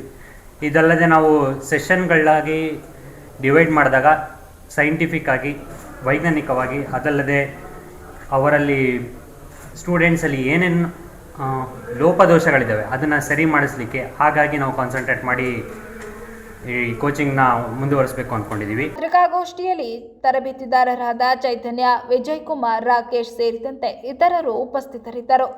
ಸಮಕಾಲೀನ ಸಮಾಜ, ರಾಜಕೀಯ ಬೆಳವಣಿಗೆಗಳು ಹಾಗೂ ಜನಜೀವನದ ಪ್ರಮುಖ ವಿದ್ಯಮಾನಗಳನ್ನು ಕೆಲವೇ ರೇಖೆಗಳ ಮೂಲಕ ಪರಿಣಾಮಕಾರಿಯಾಗಿ ಕಟ್ಟಿಕೊಡುವ ಸಾಮರ್ಥ್ಯ ವ್ಯಂಗ್ಯಚಿತ್ರಗಳಿಗಿದೆ. ಸಾವಿರಾರು ಪದಗಳಲ್ಲಿ ವಿವರಿಸಬೇಕಾದ ಸುದ್ದಿಯ ಸಾರವನ್ನು ಒಂದೇ ಚಿತ್ರದಲ್ಲಿ ಕಟ್ಟಿಕೊಡುವ ಶಕ್ತಿ ವ್ಯಂಗ್ಯಚಿತ್ರಕ್ಕಿದೆ ಎಂದು ಹಿರಿಯ ವ್ಯಂಗ್ಯಚಿತ್ರಕಾರ ಹಾಗೂ ವ್ಯಂಗ್ಯಲೋಕ ಸಂಪಾದಕ ಎಂವಿ ಶಿವರಾಮ್ ತಿಳಿಸಿದರು. ಪತ್ರಿಕಾಗೋಷ್ಠಿಯಲ್ಲಿ ಮಾತನಾಡಿದ ಅವರು 3-4 ದಶಕಗಳ ಕಾಲ ಪತ್ರಿಕಾ ಕ್ಷೇತ್ರದಲ್ಲಿ ವ್ಯಂಗ್ಯ ಚಿತ್ರಕಾರರಾಗಿ ಸೇವೆ ಸಲ್ಲಿಸಿದ ಅನುಭವವನ್ನು ಆಧರಿಸಿ ವ್ಯಂಗ್ಯಲೋಕ ಎಂಬ ಪಾಕ್ಷಿಕ ಆನ್ಲೈನ್ ವ್ಯಂಗ್ಯಚಿತ್ರ ಪತ್ರಿಕೆಯನ್ನು ಆರಂಭಿಸುತ್ತಿರುವುದಾಗಿ ತಿಳಿಸಿದರು. ಆಗಸ್ಟ್ 15ರಂದು ಪತ್ರಿಕೆ ಲೋಕಾರ್ಪಣೆಗೊಳ್ಳಲಿದೆ ಎಂದರು. ವ್ಯಂಗ್ಯ ಚಿತ್ರವು ಕೇವಲ ನಗಿಸುವ ಕಲೆಯಲ್ಲ, ಅದು ಸಮಾಜದ ಆಗುಹೋಗುಗಳಿಗೆ ಕನ್ನಡಿ ಹಿಡಿಯುವ ಪ್ರಬಲ ಮಾಧ್ಯಮ. ಆಡಳಿತ, ರಾಜಕೀಯ, ಸಾಮಾಜಿಕ ಬದಲಾವಣೆಗಳು ಹಾಗೂ ದಿನನಿತ್ಯದ ಜನಜೀವನದ ಘಟನೆಗಳನ್ನು ಸರಳವಾದ ರೇಖೆ ಮತ್ತು ಕಲ್ಪನೆಯ ಮೂಲಕ ಜನರಿಗೆ ತಲುಪಿಸುವ ಕೆಲಸವನ್ನು ವ್ಯಂಗ್ಯ ಚಿತ್ರಕಾರರು ಮಾಡುತ್ತಿದ್ದಾರೆ ಎಂದು ಹೇಳಿದರು. ನಾನು ವ್ಯಂಗ್ಯ ಚಿತ್ರಗಳನ್ನು ಮಾಡ್ತಾ ಇದ್ದೆ. ಇವತ್ತು ನಾನೇ ಒಂದು ಪಾಕ್ಷಿಕ ವ್ಯಂಗ್ಯ ಚಿತ್ರ ಪತ್ರಿಕೆಯನ್ನ ವ್ಯಂಗ್ಯ ಲೋಕ ಅಂತಕ್ಕಂಥ ಒಂದು ಚಿತ್ರ ಒಂದು ಪತ್ರಿಕೆಯನ್ನ ಶುರು ಮಾಡೋಣ ಅಂತ ನಾನು ಅನ್ಕೊಂಡು ಶುರು ಮಾಡ್ತಾ ಇದ್ದೇನೆ. ಇದಕ್ಕೆ ಪೂರಕವಾಗಿ ಇವತ್ತೊಂದು ಪತ್ರಕರ್ತರನ್ನೆಲ್ಲ ಕರೆದು ತಮ್ಮೊಡನೆ ಹಂಚ್ಕೋಬೇಕು ಅಂತಕ್ಕಂಥದ್ದು ನಾನು ಅಭಿಪ್ರಾಯ ಪಟ್ಟಿದ್ದ ನಾನು ಇವತ್ತಿಲ್ಲಿ ಬಂದಿದ್ದೇನೆ. ನಾನು ಮೊದಲು ಶುರು ಮಾಡಿದ್ದು ಜನತಾ ಮಾಧ್ಯಮ ಪತ್ರಿಕೆಯಿಂದ. ಆ ಜನತಾ ಮಾಧ್ಯಮ ಪತ್ರಿಕೆಯಲ್ಲಿ ನನಗೆ ಒಂದು ಅಂಕಣ ಇರ್ತಾ ಇತ್ತು. ಹೆಚ್ಚು ಕಡಿಮೆ 2,500-3 ಸಾವಿರ ಕಾರ್ಟೂನ್ಗಳನ್ನು ಅಲ್ಲಿಗೆ ಮಾಡಿದೆ. ಇನ್ನು ಪತ್ರಿಕೆ ಶುರುವಾದಾಗಲಿಂದ ಒಂದು 5-6 ವರ್ಷಗಳ ಕಾಲ ನಾನು ಚಿತ್ರಗಳನ್ನು ಮಾಡ್ಕೊಂಡು ಬಂದೆ. ಆಮೇಲೆ ಎಲ್ಲ ರಾಜ್ಯದ ಸುಧಾ, ತರಂಗ, ಕುಲ್ವಾಡಿಯವರು ತರಂಗ ಪತ್ರಿಕೆಗೆ ಮಾಡೋಣ ಅಂತ ಹೇಳಿ ಕೇಳಿದಾಗ ತರಂಗ ಪತ್ರಿಕೆಗೂ ಮಾಡ್ತಾ ಇದ್ವಿ. ಸುಧಾ ನಾವೆಲ್ಲ ಶುರು ಮಾಡ್ತಾ ಇದ್ದಾಗ 5 ರೂಪಾಯಿ ಕೊಡ್ತಾ ಇದ್ರು ಒಂದು ಚಿತ್ರಕ್ಕೆ. ಆದರೂ ದುಡ್ಡಿಂದು ಮುಖ್ಯ ಅಲ್ಲ, ಒಂದು ಚಿತ್ರ ಮಾಡಿ ಬೆಳವಣಿಗೆ ಆಗೋ ಒಂದು ಇದು ಅಂತೇಳಿ ಗುಲ್ವಾಡಿಯವರು, ಬೀಚಿಯವರು ಇವರೆಲ್ಲ ನಮ್ಗೆ ಹೇಳ್ತಾ ಇದ್ರು. ಆ ಒಂದು ಮುಂದುವರಿಸ್ಕೊಂಡು ನಾವು ಇವತ್ತು ಒಂದು ಸ್ವಂತವಾದ ಒಂದು ಪತ್ರಿಕೆಯನ್ನ ಶುರು ಯಾಕೆ ಮಾಡಬಾರ್ದು ಅಂತ ಯೋಚನೆ ಮಾಡಿದಾಗ ಈ ರೀತಿ ಬಂದಿದೆ. ಅದಕ್ಕೆ ನಮ್ಮ ರಾಜ್ಯ ವ್ಯಂಗ್ಯ ಚಿತ್ರಕಾರ ಸಂಘದವರು ಕೂಡ ಸಲಹೆ ಸಹಕಾರಗಳನ್ನ ಕೊಟ್ಟಿದ್ದಾರೆ. ಹಿರಿಯ ವ್ಯಂಗ್ಯ ಚಿತ್ರಕಾರಗಳು ಅನೇಕರು ನಮಗೆ ಕೊಡಿ. ಇದು ಆನ್ಲೈನ್ ಪತ್ರಿಕೆ. ಈಗ ನಾನು ಹಾಕಿದ ಮೊದಲನೇ ನಾನೊಂದು ರಿಕ್ವೆಸ್ಟ್ ಕೊಟ್ಟಾಗ ಹೆಚ್ಚು ಕಮ್ಮಿ ರಾಜ್ಯದ ಉದ್ದಗಲದಿಂದ ಒಂದು 30-35 ಜನ 1 ವರ್ಷದ ಸಬ್ಸ್ಕ್ರಿಪ್ಷನ್ ಕಳಿಸೋದು. ಅದು ನನಗೆ ಒಂಥರ ಉತ್ತೇಜನ ಕೊಡ್ತು. ಇವತ್ತು ನಾನು ನಾಳೆ ಆಗಸ್ಟ್ 15 ನಾನು ಅದನ್ನ ಲೋಕಾರ್ಪಣೆ ಮಾಡಬೇಕು ಅನ್ನತಕ್ಕಂಥ ಒಂದು ಇರಾದೆ ಇದೆ. ನಾನು ವ್ಯಂಗ್ಯ ಚಿತ್ರಗಳ ಬಗ್ಗೆ ಒಂದೆರಡು ಮಾತನ್ನ ತಮಗೆ ತಿಳಿಸ್ಬೇಕು ಅಂತ ಇಚ್ಛೆ ಪಡ್ತೇನೆ. ವ್ಯಂಗ್ಯ ಚಿತ್ರ ಅಂತಂದ್ರೆ ಬರೀ ಚಿತ್ರ ಅಲ್ಲ, ಅದನ್ನ ಅದರಲ್ಲಿ ನಗು ಬರೆಸ್ತಕ್ಕಂಥ ಚಿತ್ರಗಳಿರ್ತವೆ. ಅದ್ರ ಕೆಳಗಡೆ ಒಂದು ಚಿತ್ರ ಬರೆದು ಅದ್ರ ಕೆಳಗಡೆ ಅವತ್ತಿನ ವಿದ್ಯಮಾನವನ್ನ ವಿಡಂಬನಾತ್ಮಕವಾಗಿ ಚಿತ್ರಿಸಿ ಅದರ ಕೆಳಗಡೆ ಒಂದು ಪಂಚ್ ಅಂತಾರೆ, ಅದನ್ನ ಕೆಳಗಡೆ ಪಂಚ್ ಅಂತಾರೆ, ಮೇಲ್ಗಡೆ ಚಿತ್ರ ಇರ್ತದೆ. ಅದನ್ನ ನಾವು ಪತ್ರಿಕೆಗಳಲ್ಲಿ ಹಾಕ್ಬೋದು, ಅದರಲ್ಲಿ ಪ್ರಕಟಿಸ್ತಾರೆ. ಭಾರತ ಸ್ವತಂತ್ರ ಪಡೆದು 80 ವರ್ಷಗಳ ಸಂಭ್ರಮಕ್ಕೆ ದೇಶ ಸಜ್ಜಾಗುತ್ತಿರುವ ಹಿನ್ನೆಲೆಯಲ್ಲಿ ಹರ್ ಘರ್ ತಿರಂಗ ಅಭಿಯಾನದ ಅಂಗವಾಗಿ ಬೇಲೂರಿನಲ್ಲಿ ಪಕ್ಷಾತೀತ ಹಾಗೂ ಜಾತ್ಯತೀತವಾಗಿ ತಿರಂಗ ಯಾತ್ರೆ ನಡೆಸಲಾಗುತ್ತಿದೆ ಎಂದು ಶಾಸಕ ಎಚ್.ಕೆ. ಸುರೇಶ್ ತಿಳಿಸಿದರು. ನಗರದ ಶ್ರೀ ಚನ್ನಕೇಶ್ವರ ಸ್ವಾಮಿ ದೇವಾಲಯದ ಸನ್ನಿಧಿಯಲ್ಲಿ ಯೋಧರಿಗೆ ಗೌರವ ಸಮರ್ಪಿಸಿ ಆರಂಭಿಸಲಾದ ತಿರಂಗ ಯಾತ್ರೆಯಲ್ಲಿ ಮಾತನಾಡಿದ ಅವರು, ಪ್ರಧಾನಮಂತ್ರಿ ನರೇಂದ್ರ ಮೋದಿ ಅವರ ಹರ್ ಘರ್ ತಿರಂಗ ಸಂದೇಶದ ಹಿನ್ನೆಲೆಯಲ್ಲಿ ವಿವಿಧ ಸಂಘ ಸಂಸ್ಥೆಗಳು, ಆಟೋ ಚಾಲಕರು, ಸಾರ್ವಜನಿಕರು ಹಾಗೂ ಸಂಘಟನೆಗಳ ಸಹಕಾರದೊಂದಿಗೆ ಯಾತ್ರೆ ಆಯೋಜಿಸಲಾಗಿದೆ ಎಂದರು. ದೇಶವನ್ನ ರಕ್ಷಿಸುವ ಯೋಧರ ತ್ಯಾಗವನ್ನ ಸ್ಮರಿಸಿ ಅವರಿಗೆ ಗೌರವ ಸಲ್ಲಿಸುವುದು ಪ್ರತಿಯೊಬ್ಬ ಭಾರತೀಯನ ಕರ್ತವ್ಯವಾಗಿದೆ. ಚನ್ನಕೇಶವನ ಸನ್ನಿಧಿಯಿಂದ ಆರಂಭವಾದ ಯಾತ್ರೆ ಬೇಲೂರಿನ ಪ್ರಮುಖ ರಸ್ತೆಗಳಲ್ಲಿ ಸಂಚರಿಸಲಿದೆ ಎಂದರು. ಸ್ವತಂತ್ರ ಬಂದು 80 ವರ್ಷಗಳ ಸ್ವತಂತ್ರ ದಿನಾಚರಣೆಯನ್ನು ನಾಳೆ ಇವತ್ತು ಮಧ್ಯರಾತ್ರಿಯಿಂದ ಆಚರಣೆಯನ್ನು ಮಾಡ್ತಾ ಇದ್ದೀವಿ. ಅದರ ಅಂಗವಾಗಿ ಇಡೀ ದೇಶಾದ್ಯಂತ ಹಿಂದಿನ ಪ್ರಧಾನಮಂತ್ರಿಗಳಾದಂಥ ಸನ್ಮಾನ್ಯ ನರೇಂದ್ರ ಮೋದಿಯವರು ಹರ್ ಘರ್ ತಿರಂಗ ಒಂದು ರ್ಯಾಲಿಯನ್ನು ಮಾಡಬೇಕು ಅಂತಕ್ಕಂಥ ಸಂದೇಶವನ್ನು ಕೊಟ್ಟಿರ್ತಕ್ಕಂಥದ್ದು. ಈ ಒಂದು ರ್ಯಾಲಿಯನ್ನು ಪಕ್ಷಾತೀತವಾಗಿ ಜಾತ್ಯತೀತವಾಗಿ ನಾವು ಮಾಡ್ತಕ್ಕಂಥ ರ್ಯಾಲಿಯನ್ನು ಮಾಡ್ತಾ ಇದ್ದೀವಿ. ಇದಕ್ಕೆ ಮೂಲ ಕಾರಣ ಎಲ್ಲ ಸಂಘ ಸಂಸ್ಥೆಗಳು, ಆಟೋ ಚಾಲಕರಿಂದ ಹಿಡಿದು ನಮ್ಮ ಅಧ್ಯಕ್ಷರ ನೇತೃತ್ವದಲ್ಲಿ ಇವತ್ತು ಈ ದೇಶವನ್ನು ಕಾಯ್ತಕ್ಕಂಥ, ಈ ದೇಶವನ್ನು ರಕ್ಷಣೆ ಮಾಡ್ತಕ್ಕಂಥವ್ರು ಯಾರು ಅಂದರೆ ಯೋಧರಿಗೆ ಗೌರವವನ್ನು ಸಮರ್ಪಣೆ ಮಾಡ್ತಾ ಅದು ಚನ್ನಕೇಶವನ ಸನ್ನಿಧಿಯಲ್ಲಿ ಸಮರ್ಪಣೆಯನ್ನು ಮಾಡಿ. ಬಿಜೆಪಿ ತಾಲೂಕು ಅಧ್ಯಕ್ಷ ಸಂಜಯ್ ಗೌರಿ ಮಾತನಾಡಿ, 80ನೇ ಸ್ವಾತಂತ್ರ್ಯೋತ್ಸವದ ಅಂಗವಾಗಿ ಬಿಜೆಪಿ ಹಾಗೂ ವಿವಿಧ ಸಂಘ ಸಂಸ್ಥೆಗಳ ನೇತೃತ್ವದಲ್ಲಿ ತಿರಂಗ ಯಾತ್ರೆ ಹಮ್ಮಿಕೊಳ್ಳಲಾಗಿದೆ. ವಿವಿಧ ಸಂಘಟನೆಗಳ ಪದಾಧಿಕಾರಿಗಳು, ಕಾರ್ಯಕರ್ತರು ಹಾಗೂ ಸಾರ್ವಜನಿಕರು ತಿರಂಗ ಧ್ವಜ ಹಿಡಿದು ನಗರದ ಪ್ರಮುಖ ಬೀದಿಗಳಲ್ಲಿ ಯಾತ್ರೆಯಲ್ಲಿ ಪಾಲ್ಗೊಳ್ಳಲಿದ್ದಾರೆ ಎಂದರು. ಈ ದಿನ ಭಾರತೀಯ ಜನತಾ ಪಾರ್ಟಿ ಹಾಗೂ ವಿವಿಧ ಸಂಘ ಸಂಸ್ಥೆಗಳ ನೇತೃತ್ವದಲ್ಲಿ ಬೇಲೂರಿನಲ್ಲಿ ಒಂದು ತಿರಂಗ ಯಾತ್ರೆಯನ್ನು ಹಮ್ಮಿಕೊಂಡಿದ್ದೀವಿ. ಈ ಒಂದು ತಿರಂಗ ಯಾತ್ರಾ ಜಾಥಾಕ್ಕೆ ವಿವಿಧ ಸಂಘ ಸಂಸ್ಥೆಗಳು ಹಾಗೂ ಅನೇಕ ಕಾರ್ಯಕರ್ತರು ಒಗ್ಗೂಡಿ ನಗರದ ಪ್ರಮುಖ ಬೀದಿಗಳಲ್ಲಿ ಒಂದು ತಿರಂಗ ಧ್ವಜವನ್ನು ಹಿಡಿದು ಈ ಒಂದು ಜಾಥಾವನ್ನು ಹಮ್ಮಿಕೊಂಡಿದ್ದೀವಿ. ಈ ಒಂದು ಜಾಥಾಕ್ಕೆ ಬೇಲೂರಿನ ಜನಪರ ಶಾಸಕರಾದ ಹುಲ್ಲಳ್ಳಿ ಸುರೇಶಣ್ಣನವರು ಹಾಗೂ ವಿವಿಧ ಸಂಘ ಸಂಸ್ಥೆಗಳ ಅಧ್ಯಕ್ಷರುಗಳು ಹಾಗೂ ಪದಾಧಿಕಾರಿಗಳು ಬಂದಿದ್ದಾರೆ. ವಿಶೇಷವಾಗಿ ಆಟೋ ಸಂಘದವರು ನಮಗೆ ಈ ಒಂದು ತಿರಂಗ ಯಾತ್ರೆಗೆ ಒಂದು ಬೆಂಬಲ ಕೊಟ್ಟಿದ್ದಾರೆ. ಈ ತಿರಂಗ ಯಾತ್ರೆಯಲ್ಲಿ ನಮ್ಮ ಸ್ವಾತಂತ್ರ್ಯಕ್ಕೋಸ್ಕರ ಅನೇಕ ಮಾನ್ಯರು ತಮ್ಮ ಪ್ರಾಣ ತ್ಯಾಗ ಮಾಡಿದ್ದಾರೆ. ಅವನ್ನೆಲ್ಲ ಸ್ಮರಿಸಿಕೊಂಡು ಈ ಒಂದು ಕಾರ್ಯಕ್ರಮವನ್ನು, ಈ ಒಂದು ಹಾಗೂ ಈ ನಿವೃತ್ತ ಯೋಧರಿಗೆ ಒಂದು ಸನ್ಮಾನ ಕಾರ್ಯಕ್ರಮವನ್ನು ಹಮ್ಮಿಕೊಂಡಿದ್ದೀವಿ. ಈ ಒಂದು ಕಾರ್ಯಕ್ರಮಕ್ಕೆ ಯಶಸ್ವಿಯಾಗಿ 80ನೇ ಸ್ವಾತಂತ್ರ್ಯೋತ್ಸವದ ಅಂಗವಾಗಿ ಶ್ರವಣಬೆಳಗೊಳದ ಮಂಡಳ ಬಿಜೆಪಿ ವತಿಯಿಂದ ಪಟ್ಟಣದ ಪ್ರಮುಖ ರಸ್ತೆಗಳಲ್ಲಿ ಇಂದು ತ್ರಿವರ್ಣ ಯಾತ್ರೆ ನಡೆಯಿತು. ರಾಷ್ಟ್ರಭಕ್ತರು ಹಾಗೂ ವಿದ್ಯಾರ್ಥಿಗಳು ಕೈಯಲ್ಲಿ ರಾಷ್ಟ್ರಧ್ವಜ ಹಿಡಿದು ಯಾತ್ರೆಯಲ್ಲಿ ಪಾಲ್ಗೊಂಡರು. ಬಿಜೆಪಿ ಹಾಸನ ಜಿಲ್ಲಾಧ್ಯಕ್ಷ ಸಿದ್ದೇಶ್ ನಾಗೇಂದ್ರ ಹಾಗೂ ಶ್ರವಣಬೆಳಗೊಳ ಮಂಡಲ ಅಧ್ಯಕ್ಷ ಪರಮ ಗಂಗಾಧರ್ ಅವರು ದೀಪ ಬೆಳಗಿಸುವ ಮೂಲಕ ಯಾತ್ರೆಗೆ ಚಾಲನೆ ನೀಡಿದರು. ಈ ಸಂದರ್ಭದಲ್ಲಿ ಮಾತನಾಡಿದ ಸಿದ್ದೇಶ್ ನಾಗೇಂದ್ರ, ಸ್ವಾತಂತ್ರ್ಯ ದಿನಾಚರಣೆ ಕೇವಲ ಒಂದು ದಿನಕ್ಕೆ ಸೀಮಿತವಾಗಬಾರದು. ಪ್ರತಿದಿನವೂ ದೇಶಭಕ್ತಿಯ ಭಾವನೆಯೊಂದಿಗೆ ದೇಶದ ಹಿರಿಮೆಯನ್ನ ಎತ್ತಿ ಹಿಡಿಯಲು ಎಲ್ಲರೂ ಒಗ್ಗೂಡಿ ಕಾರ್ಯನಿರ್ವಹಿಸಬೇಕು ಎಂದು ಕರೆ ನೀಡಿದರು. ಕಾರ್ಯಕ್ರಮದಲ್ಲಿ ತಾಲೂಕು ಪ್ರಧಾನ ಕಾರ್ಯದರ್ಶಿಗಳಾದ ಗನ್ನಿ ವಿಶ್ವನಾಥ್ ಸಿ.ಕೆ, ಪ್ರಶಾಂತ್ ಮುಳ್ಳಿಕೆರೆ, ಬಿಜೆಪಿ ಯುವ ಮೋರ್ಚಾ ಪ್ರಧಾನ ಕಾರ್ಯದರ್ಶಿ ಬಸವರಾಜ್, ಮಹಿಳಾ ಮೋರ್ಚಾ ಅಧ್ಯಕ್ಷೆ ಅರ್ಪಿತಾ ಪಟೇಲ್, ಪ್ರಧಾನ ಕಾರ್ಯದರ್ಶಿ ಕಲಾವತಿ, ಮುಖಂಡರಾದ ಅಶೋಕ್, ಸತೀಶ್ ಗೌಡಗೆರೆ, ಗುರುರಾಜ್, ವಿಶ್ವನಾಥ್ ಸಾತಿನಹಳ್ಳಿ, ಸತೀಶ್ ಕಂಠಿ ಹಾಗೂ ಅನೇಕರು ಕಾರ್ಯಕರ್ತರು ಉಪಸ್ಥಿತರಿದ್ದರು.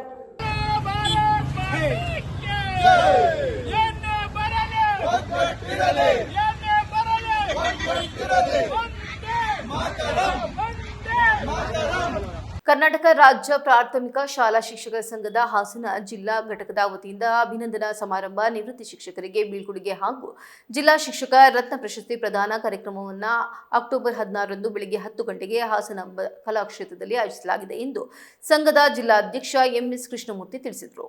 ಪತ್ರಿಕಾಗೋಷ್ಠಿಯಲ್ಲಿ ಮಾತನಾಡಿದ ಅವರು, ಜಿಲ್ಲೆಯಲ್ಲಿ ಶಿಕ್ಷಕರಾಗಿ ಸೇವೆ ಸಲ್ಲಿಸಿ ಜೂನ್ ಮತ್ತು ಜುಲೈ ತಿಂಗಳಲ್ಲಿ ನಿವೃತ್ತರಾದ ಶಿಕ್ಷಕರನ್ನ ಗೌರವಿಸಿ ಬೀಳ್ಕೊಡುವುದು, ಉತ್ತಮವಾಗಿ ಕಾರ್ಯನಿರ್ವಹಿಸುತ್ತಿರುವ ಶಿಕ್ಷಕರನ್ನ ಗುರುತಿಸಿ ಜಿಲ್ಲಾ ಮಟ್ಟದ ಪ್ರಶಸ್ತಿ ನೀಡಿ ಪ್ರೋತ್ಸಾಹಿಸುವುದು ಕಾರ್ಯಕ್ರಮದ ಪ್ರಮುಖ ಉದ್ದೇಶವಾಗಿದೆ.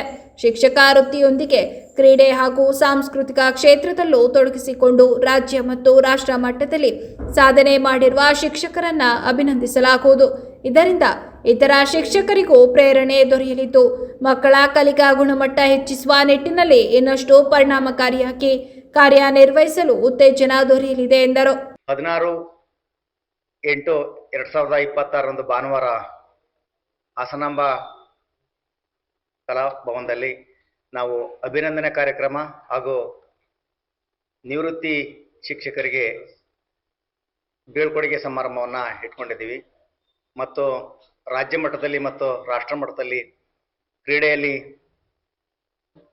ಭಾಗವಹಿಸಿದಂಥ ಎಲ್ಲ ಶಿಕ್ಷಕ ಬಂಧುಗಳಿಗೆ ಸನ್ಮಾನವನ್ನು ಕೂಡ ನಾವು ಇಟ್ಕೊಂಡಿದ್ದೀವಿ. ಈ ಸಂದರ್ಭದಲ್ಲಿ ಗೌರವಾನ್ವಿತ ಶಿವಲಿಂಗೇಗೌಡರು, ಮಾನ್ಯ ಅಬಕಾರಿ ಸಚಿವರು ಅವರು ಉದ್ಘಾಟಿಸಲಿದ್ದಾರೆ. ಶಾಸಕರು ಹಾಸನ ಸ್ವರೂಪ್ ಸರ್ ಅವರು ಗೌರವಾನ್ವಿತ ಉಪಸ್ಥಿತಿ ಇರುತ್ತೆ. ಮತ್ತು ನಮ್ಮ ಹಾಸನ ಲೋಕಸಭಾ ಸದಸ್ಯರಾದಂಥ ಶ್ರೇಯಸ್ ಪಟೇಲ್ ಅವರು ಕೂಡ ಪ್ರಶಸ್ತಿ ಪ್ರದಾನವನ್ನು ಮಾಡಲಿದ್ದಾರೆ. ಇಲ್ಲಿ ರಾಜ್ಯ ಪ್ರಾಥಮಿಕ ಶಾಲಾ ಶಿಕ್ಷಕರ ಸಂಘದ ರಾಜ್ಯಾಧ್ಯಕ್ಷರಾದ ಚಂದ್ರಶೇಖರ್ ನೂಗ್ಲಿ ಸರ್ ಅವರು ಕೂಡ ಇಲ್ಲಿ ಭಾಗವಹಿಸ್ತಾ ಇದ್ದಾರೆ. ಹಾಗೂ ಚೇತನ್, ರಾಜ್ಯ ಪ್ರಧಾನ ಕಾರ್ಯದರ್ಶಿ ಪ್ರಾಥಮಿಕ ಶಾಲಾ ಶಿಕ್ಷಕರ ಸಂಘ ಬೆಂಗಳೂರು, ಇವರು ಕೂಡ ಭಾಗವಹಿಸ್ತಾ ಇದ್ದಾರೆ. ಈ ಸಂದರ್ಭದಲ್ಲಿ ನಾವು ಜೂನ್ ಮತ್ತು ಜುಲೈಯಲ್ಲಿ ನಿವೃತ್ತಿ ಹೊಂದಿದಂಥ ಶಿಕ್ಷಕರಿಗೆ ಬೀಳ್ಕೊಡುಗೆ ಸಮಾರಂಭದ ಜೊತೆಗೆ ಜಿಲ್ಲೆಯಲ್ಲಿ ಉತ್ತಮವಾಗಿ ಕಾರ್ಯನಿರ್ವಹಿಸಿದಂತಹ ಶಿಕ್ಷಕರನ್ನು ಕೂಡ ನಾವು ಪ್ರೋತ್ಸಾಹಿಸುವಂತಹ ಒಂದು ಶಿಕ್ಷಕ ರತ್ನ ಪ್ರಶಸ್ತಿಗೆ ನಾವು ಅಂಥವ್ರನ್ನ ಆಯ್ಕೆ ಮಾಡಿ ಈ ಸಂದರ್ಭದಲ್ಲಿ ಅವರನ್ನು ಕೂಡ ಗೌರವಿಸ್ತಾ ಇದ್ದೇವೆ. ಅದೇ ರೀತಿಯಾಗಿ ನಮ್ಮಲ್ಲಿ ಕೆಲವೊಂದು ಶಿಕ್ಷಕರಿಗೆ ಸಂಘದಲ್ಲಿ ನಮ್ಮ ಪ್ರಾಥಮಿಕ ಶಾಲಾ ಶಿಕ್ಷಕರ ಸಮಸ್ಯೆಗಳಿದ್ದಾವೆ. ಅದು ಬಡ್ತಿ, ಪ್ರೌಢಶಾಲಾ ಶಿಕ್ಷಕರಿಗೆ ಕೊಡುವಂಥ ಬಡ್ತಿ ವಿಚಾರ ಇರ್ಬೋದು. ಈ ವಿಚಾರವಾಗಿ ನಮ್ಮ ರಾಜ್ಯಾಧ್ಯಕ್ಷರು ಇದ್ರ ಬಗ್ಗೆ ಮಾಹಿತಿಯನ್ನು ನೀಡಲಿದ್ದಾರೆ. ಮತ್ತು ಶಿಕ್ಷಕರಿಗೆ ಇತ್ತೀಚಿನ ದಿನಗಳಲ್ಲಿ ಆನ್ಲೈನ್ ಕಾರ್ಯದ ಒತ್ತಡದಿಂದ ತುಂಬ ಒತ್ತಡ ಆಗ್ತಾ ಇದೆ. ನಾವು ಮಕ್ಕಳಿಗೆ ಒಂದು ಶೈಕ್ಷಣಿಕವಾಗಿ ಕೊಡುವಂಥ ಶಿಕ್ಷಣ ಕೊಡುವಂಥ ಕಾನ್ಸಂಟ್ರೇಷನ್ ಮಾಡುವಂಥ ಕಡೆ ಸ್ವಲ್ಪ ಕಡಿಮೆ ಆಗ್ತಾ ಇದೆ. ಹಾಗಾಗಿ ಆನ್ಲೈನಿಂದ ನಮಗೆ ಮುಕ್ತಿ ದೊರೆಯುವಂಥ ಕೆಲಸ ಆಗಬೇಕು ಅಂತ ನಮ್ಮ ರಾಜ್ಯಾಧ್ಯಕ್ಷನ ಗಮನ ಸೆಳೆದು ಅವರಿಂದಲೂ ಕೂಡ ಈ ಸಂದರ್ಭದಲ್ಲಿ ಒಂದು ಹೇಳಿಕೆಯನ್ನು ಕೊಡಿಸ್ಬೇಕು ಅಂತ ಇದ್ದೇವೆ. ಅದೇ ರೀತಿಯಾಗಿ ಸಾಮಾಜಿಕ, ಆರ್ಥಿಕ ಮತ್ತು ಶೈಕ್ಷಣಿಕ ಗಣತಿ ಮಾಡಿದಂಥ ಶಿಕ್ಷಕರಿಗೆ ಗಳಿಕೆ ರಜೆಯನ್ನು ಮಂಜೂರು ಮಾಡಬೇಕು ಅನ್ನೋದು ಕೂಡ ಈ ನಮ್ಮ ಕಾರ್ಯಕ್ರಮದ ಒಂದು ಭಾಗವಾಗಿದೆ. ಅದೇ ರೀತಿಯಾಗಿ ಶಿಕ್ಷಕರಿಗೆ BLO ಕಾರ್ಯಗಳ ಒತ್ತಡದಿಂದ ಮುಕ್ತಗೊಳಿಸಬೇಕು. ಈ ಬಗ್ಗೆನೂ ಕೂಡ ನಾವು ಒಂದು ಹೇಳಿಕೆಯನ್ನು ಕೊಡಿಸುವಂಥ ಕಾರ್ಯಕ್ರಮವನ್ನು ಹಮ್ಮಿಕೊಂಡಿದ್ದೇವೆ. ಶಾಲೆಗಳಲ್ಲಿ ಬಿಸಿ ಊಟ ನೀಡುತ್ತಿರತಕ್ಕಂಥ ಪೌಷ್ಟಿಕ ಮೊಟ್ಟೆ ದರ ಈ ಬಾರಿ ತುಂಬ ಹೆಚ್ಚಾಗಿದೆ. ಅದನ್ನು ಶಿಕ್ಷಕರು ಭರಿಸುವಂಥದ್ದು ತುಂಬ ತೊಂದರೆ ಆಗ್ತಾ ಇದೆ. ಇದನ್ನು ಕೂಡ ನಮ್ಮ ಕಾರ್ಯಕ್ರಮದ ಒಂದು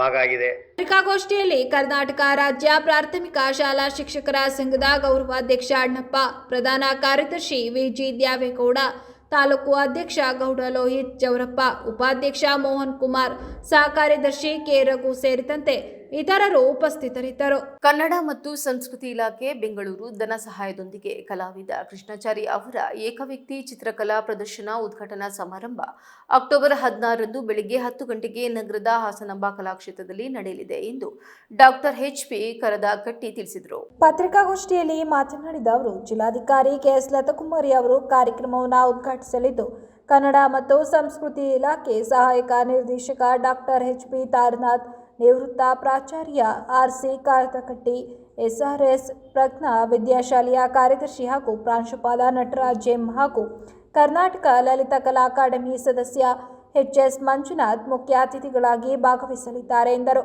ಚಿತ್ರಕಲಾವಿದ ಬಿ.ಎಸ್. ದೇಸಾಯಿ ಅವರ ಪ್ರಾತ್ಯಕ್ಷಿಕೆ ಕಾರ್ಯಕ್ರಮವು ನಡೆಯಲಿದೆ. ಈ ಚಿತ್ರಕಲಾ ಪ್ರದರ್ಶನವನ್ನು ಕಲಾವಿದ ಕೆ.ಟಿ. ಶಿವಪ್ರಸಾದ್ ಅವರಿಗೆ ಅರ್ಪಿಸಲಾಗುತ್ತಿದೆ ಎಂದರು. ನಮ್ಮ ನಿರ್ಮಲಾ ಚಿತ್ರಕಲಾ ಶಾಲೆಯಲ್ಲಿ ಅಧ್ಯಯನ ಮಾಡಿದ ಹಿರಿಯ ವಿದ್ಯಾರ್ಥಿ ಕೃಷ್ಣಾಚಾರ್ಯ ಅವರ ಏಕವ್ಯಕ್ತಿ ಚಿತ್ರಕಲಾ ಪ್ರದರ್ಶನ ದಿನಾಂಕ 16/8/2026ರಂದು ಹಾಸನಾಂಬ ಕಲಾಕ್ಷೇತ್ರದಲ್ಲಿ ನಡೀತಾ ಇದೆ. ಕಲಾಸಕ್ತರು, ಕಲಾಭಿಮಾನಿಗಳು, ಕಲಾಪ್ರಿಯರು ಆಗಮಿಸಿ ಚಿತ್ರಕಲಾ ಪ್ರದರ್ಶನ ವೀಕ್ಷಿಸಿ ಅವರಿಗೆ ಹರಸಿ ಆಶೀರ್ವಾದ ಮಾಡಬೇಕೆಂದು ಕೇಳ್ತಾ ಇದ್ದೇನೆ. ಹಾಗೆಯೇ ಯಾಕೆ ಬರಬೇಕು ಅನ್ನುವಂಥ ಒಂದು ವಿಚಾರ ಬಂದಾಗ, ಇವರ ಒಂದು ಕಲಾಕೃತಿಗಳು ನೈಜ ಚಿತ್ರ ಕಲಾಕೃತಿಗಳಲ್ಲ, ಸೃಜನಾತ್ಮಕದಿಂದ ಮೂಡಿಬಂದಂಥ ಕಲಾಕೃತಿಗಳಿದಾವೆ. ಕ್ರಿಯೇಟಿವಿಟಿ ಆರ್ಟ್ ಎಕ್ಸಿಬಿಷನ್ ಇವರು ಮಾಡ್ತಾ ಇರೋದು. ಹಾಗೆಯೇ ಹಾಸನದಲ್ಲಿ ಪ್ರಥಮ ಬಾರಿಗೆ ಅಂತ ಹೇಳ್ಕೋಬಹುದು, ಇನ್ಸ್ಟಾಲೇಷನ್ ಮಾದರಿಯಲ್ಲಿ ಇವರ ಚಿತ್ರಕಲಾ ಪ್ರದರ್ಶನ ಮಾಡ್ತಾ ಇದ್ದಾರೆ. ಅಂದರೆ ಪೇಂಟಿಂಗ್ ಒಂದು ಭಾಗ ಆದರೆ ಇನ್ಸ್ಟಾಲೇಷನ್ ಇದೆ. ಇನ್ಸ್ಟಾಲೇಷನ್ದೂ ಇದನ್ನು ಮಾಡಿ ಒಂದು ಆರ್ಟ್ ಎಕ್ಸಿಬಿಷನ್ ಮಾಡ್ತಾ ಇದ್ದಾರೆ. ಇವರು ಕಲಾಭವನದಲ್ಲಿ ಮಾಡ್ತಾ ಇರೋದು ಒಂದು ನಮಗೆ ಮುಖ್ಯವಾದ ಒಂದು ವಿಷಯ ಆಗಿದೆ. ಇಲ್ಲಿ ನಾವು ಇನ್ನೊಂದು ವಿಚಾರ ನಾನು ಹೇಳಬೇಕೇನೆಂದರೆ, ಆರ್ಟ್ ಗ್ಯಾಲರಿ ನಮಗೆ ಹಾಸನ ಜಿಲ್ಲೆಯಲ್ಲಿ ಪ್ರಮುಖವಾಗಿ ಬೇಕಾದಂಥ ಒಂದು ವಿಷಯವಾಗಿದೆ. ಇಲ್ಲಿ 2 ಚಿತ್ರಕಲಾ ಶಾಲೆಗಳಿದಾವೆ. ಹಲವಾರು ವಿದ್ಯಾರ್ಥಿಗಳು ಪ್ರಾಡಕ್ಟ್ ಇಲ್ಲಿ ಆಗಿದೆ.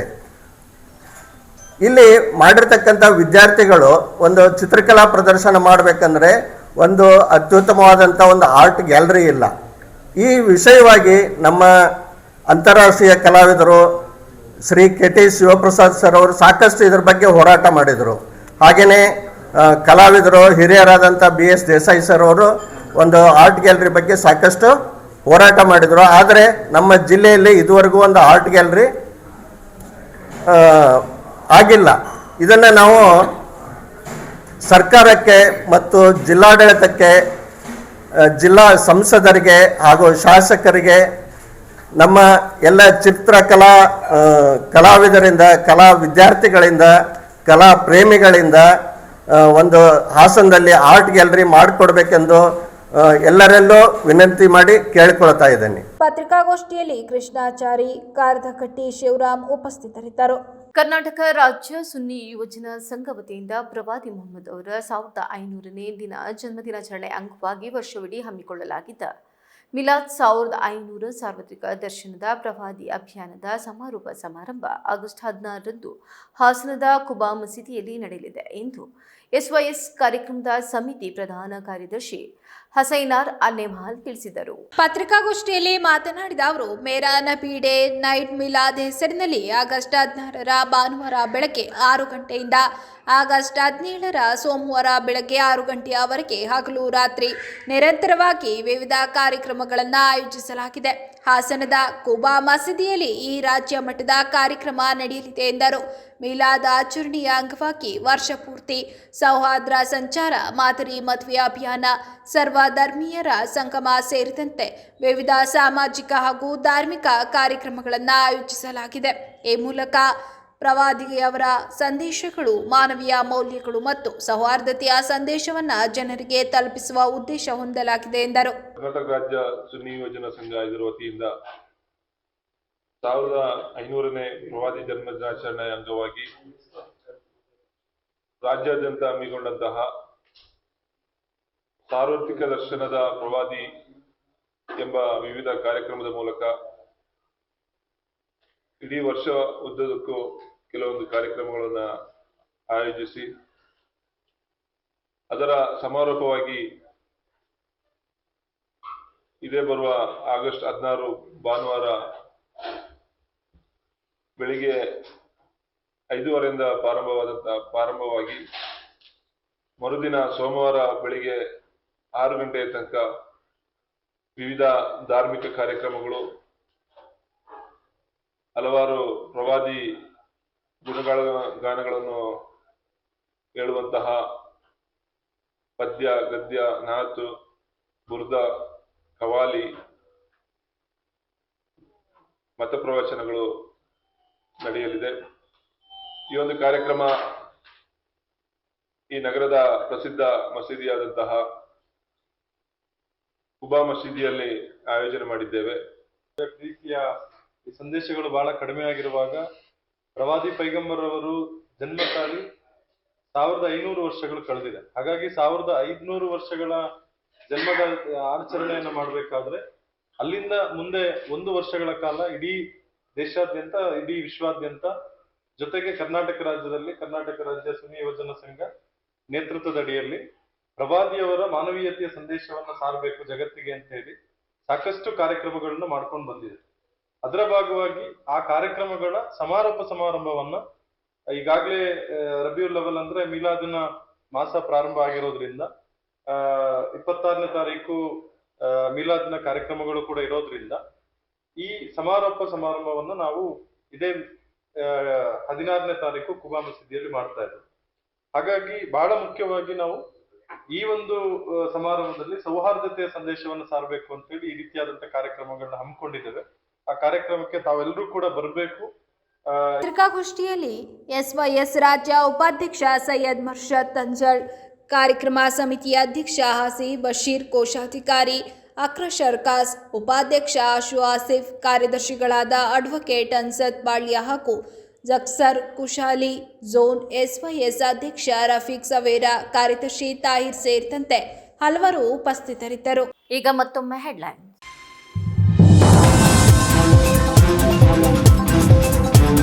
ಆಲೂರಿನಲ್ಲಿ ಒಂಟಿ ಮನೆಗಳನ್ನೇ ಟಾರ್ಗೆಟ್ ಮಾಡುತ್ತಿದ್ದ ದರೋಡೆ ಗ್ಯಾಂಗ್ ಬಂಧನ. ಸ್ಥಳೀಯ ಆರೋಪಿಗಳಿಂದ ಒಂಟಿ ಮನೆಗಳ ಮಾಹಿತಿ ಸಂಗ್ರಹಿಸಿ ದರೋಡೆಗೆ ಸಂಚು. ಹೊರ ಜಿಲ್ಲೆಗಳ ಆರೋಪಿಗಳೊಂದಿಗೆ ಸೇರಿ ರಾತ್ರಿ ವೇಳೆ ದರೋಡೆ ನಡೆಸುತ್ತಿದ್ದ ಗ್ಯಾಂಗ್. ವಿಶೇಷ ತಂಡ ರಚಿಸಿ ದರೋಡೆಕೋರರನ್ನ ಬಂಧಿಸಿದ ಹಾಸನ ಜಿಲ್ಲಾ ಪೊಲೀಸರು. ಪ್ರಕರಣ ಭೇದಿಸಿದ ಪೊಲೀಸ್ ತಂಡಕ್ಕೆ ಎಸ್ಪಿ ಶುಭಾನ್ವಿತರಿಂದ ಬಹುಮಾನ ಘೋಷಣೆ.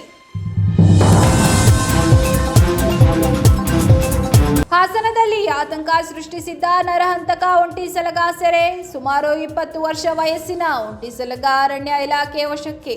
7 ಸಾಕಾನೆಗಳ ನೇತೃತ್ವದಲ್ಲಿ ಸತತ ಕಾರ್ಯಾಚರಣೆ. ಇಡೀ ದಿನ ಕಾರ್ಯಾಚರಣೆ ನಡೆಸಿ ಕಾಡಾನೆ ಸೆರೆ ಹಿಡಿಯುವಲ್ಲಿ ಯಶಸ್ವಿ.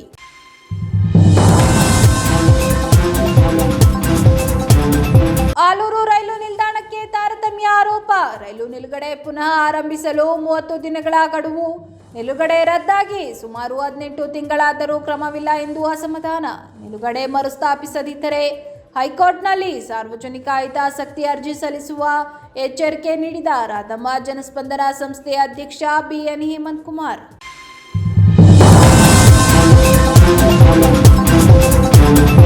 ಇದಿಷ್ಟು ಈವರೆಗಿನ ಪ್ರಮುಖ ಸುದ್ದಿಗಳು. ಸಮಗ್ರ ಸುದ್ದಿಗಳಿಗಾಗಿ ನೋಡ್ತಾ ಇರಿ ಪಬ್ಲಿಕ್ ಎಕ್ಸ್‌ಪ್ರೆಸ್ ಕನ್ನಡ. ಪಯಣ ನಿಮ್ಮೊಂದಿಗೆ.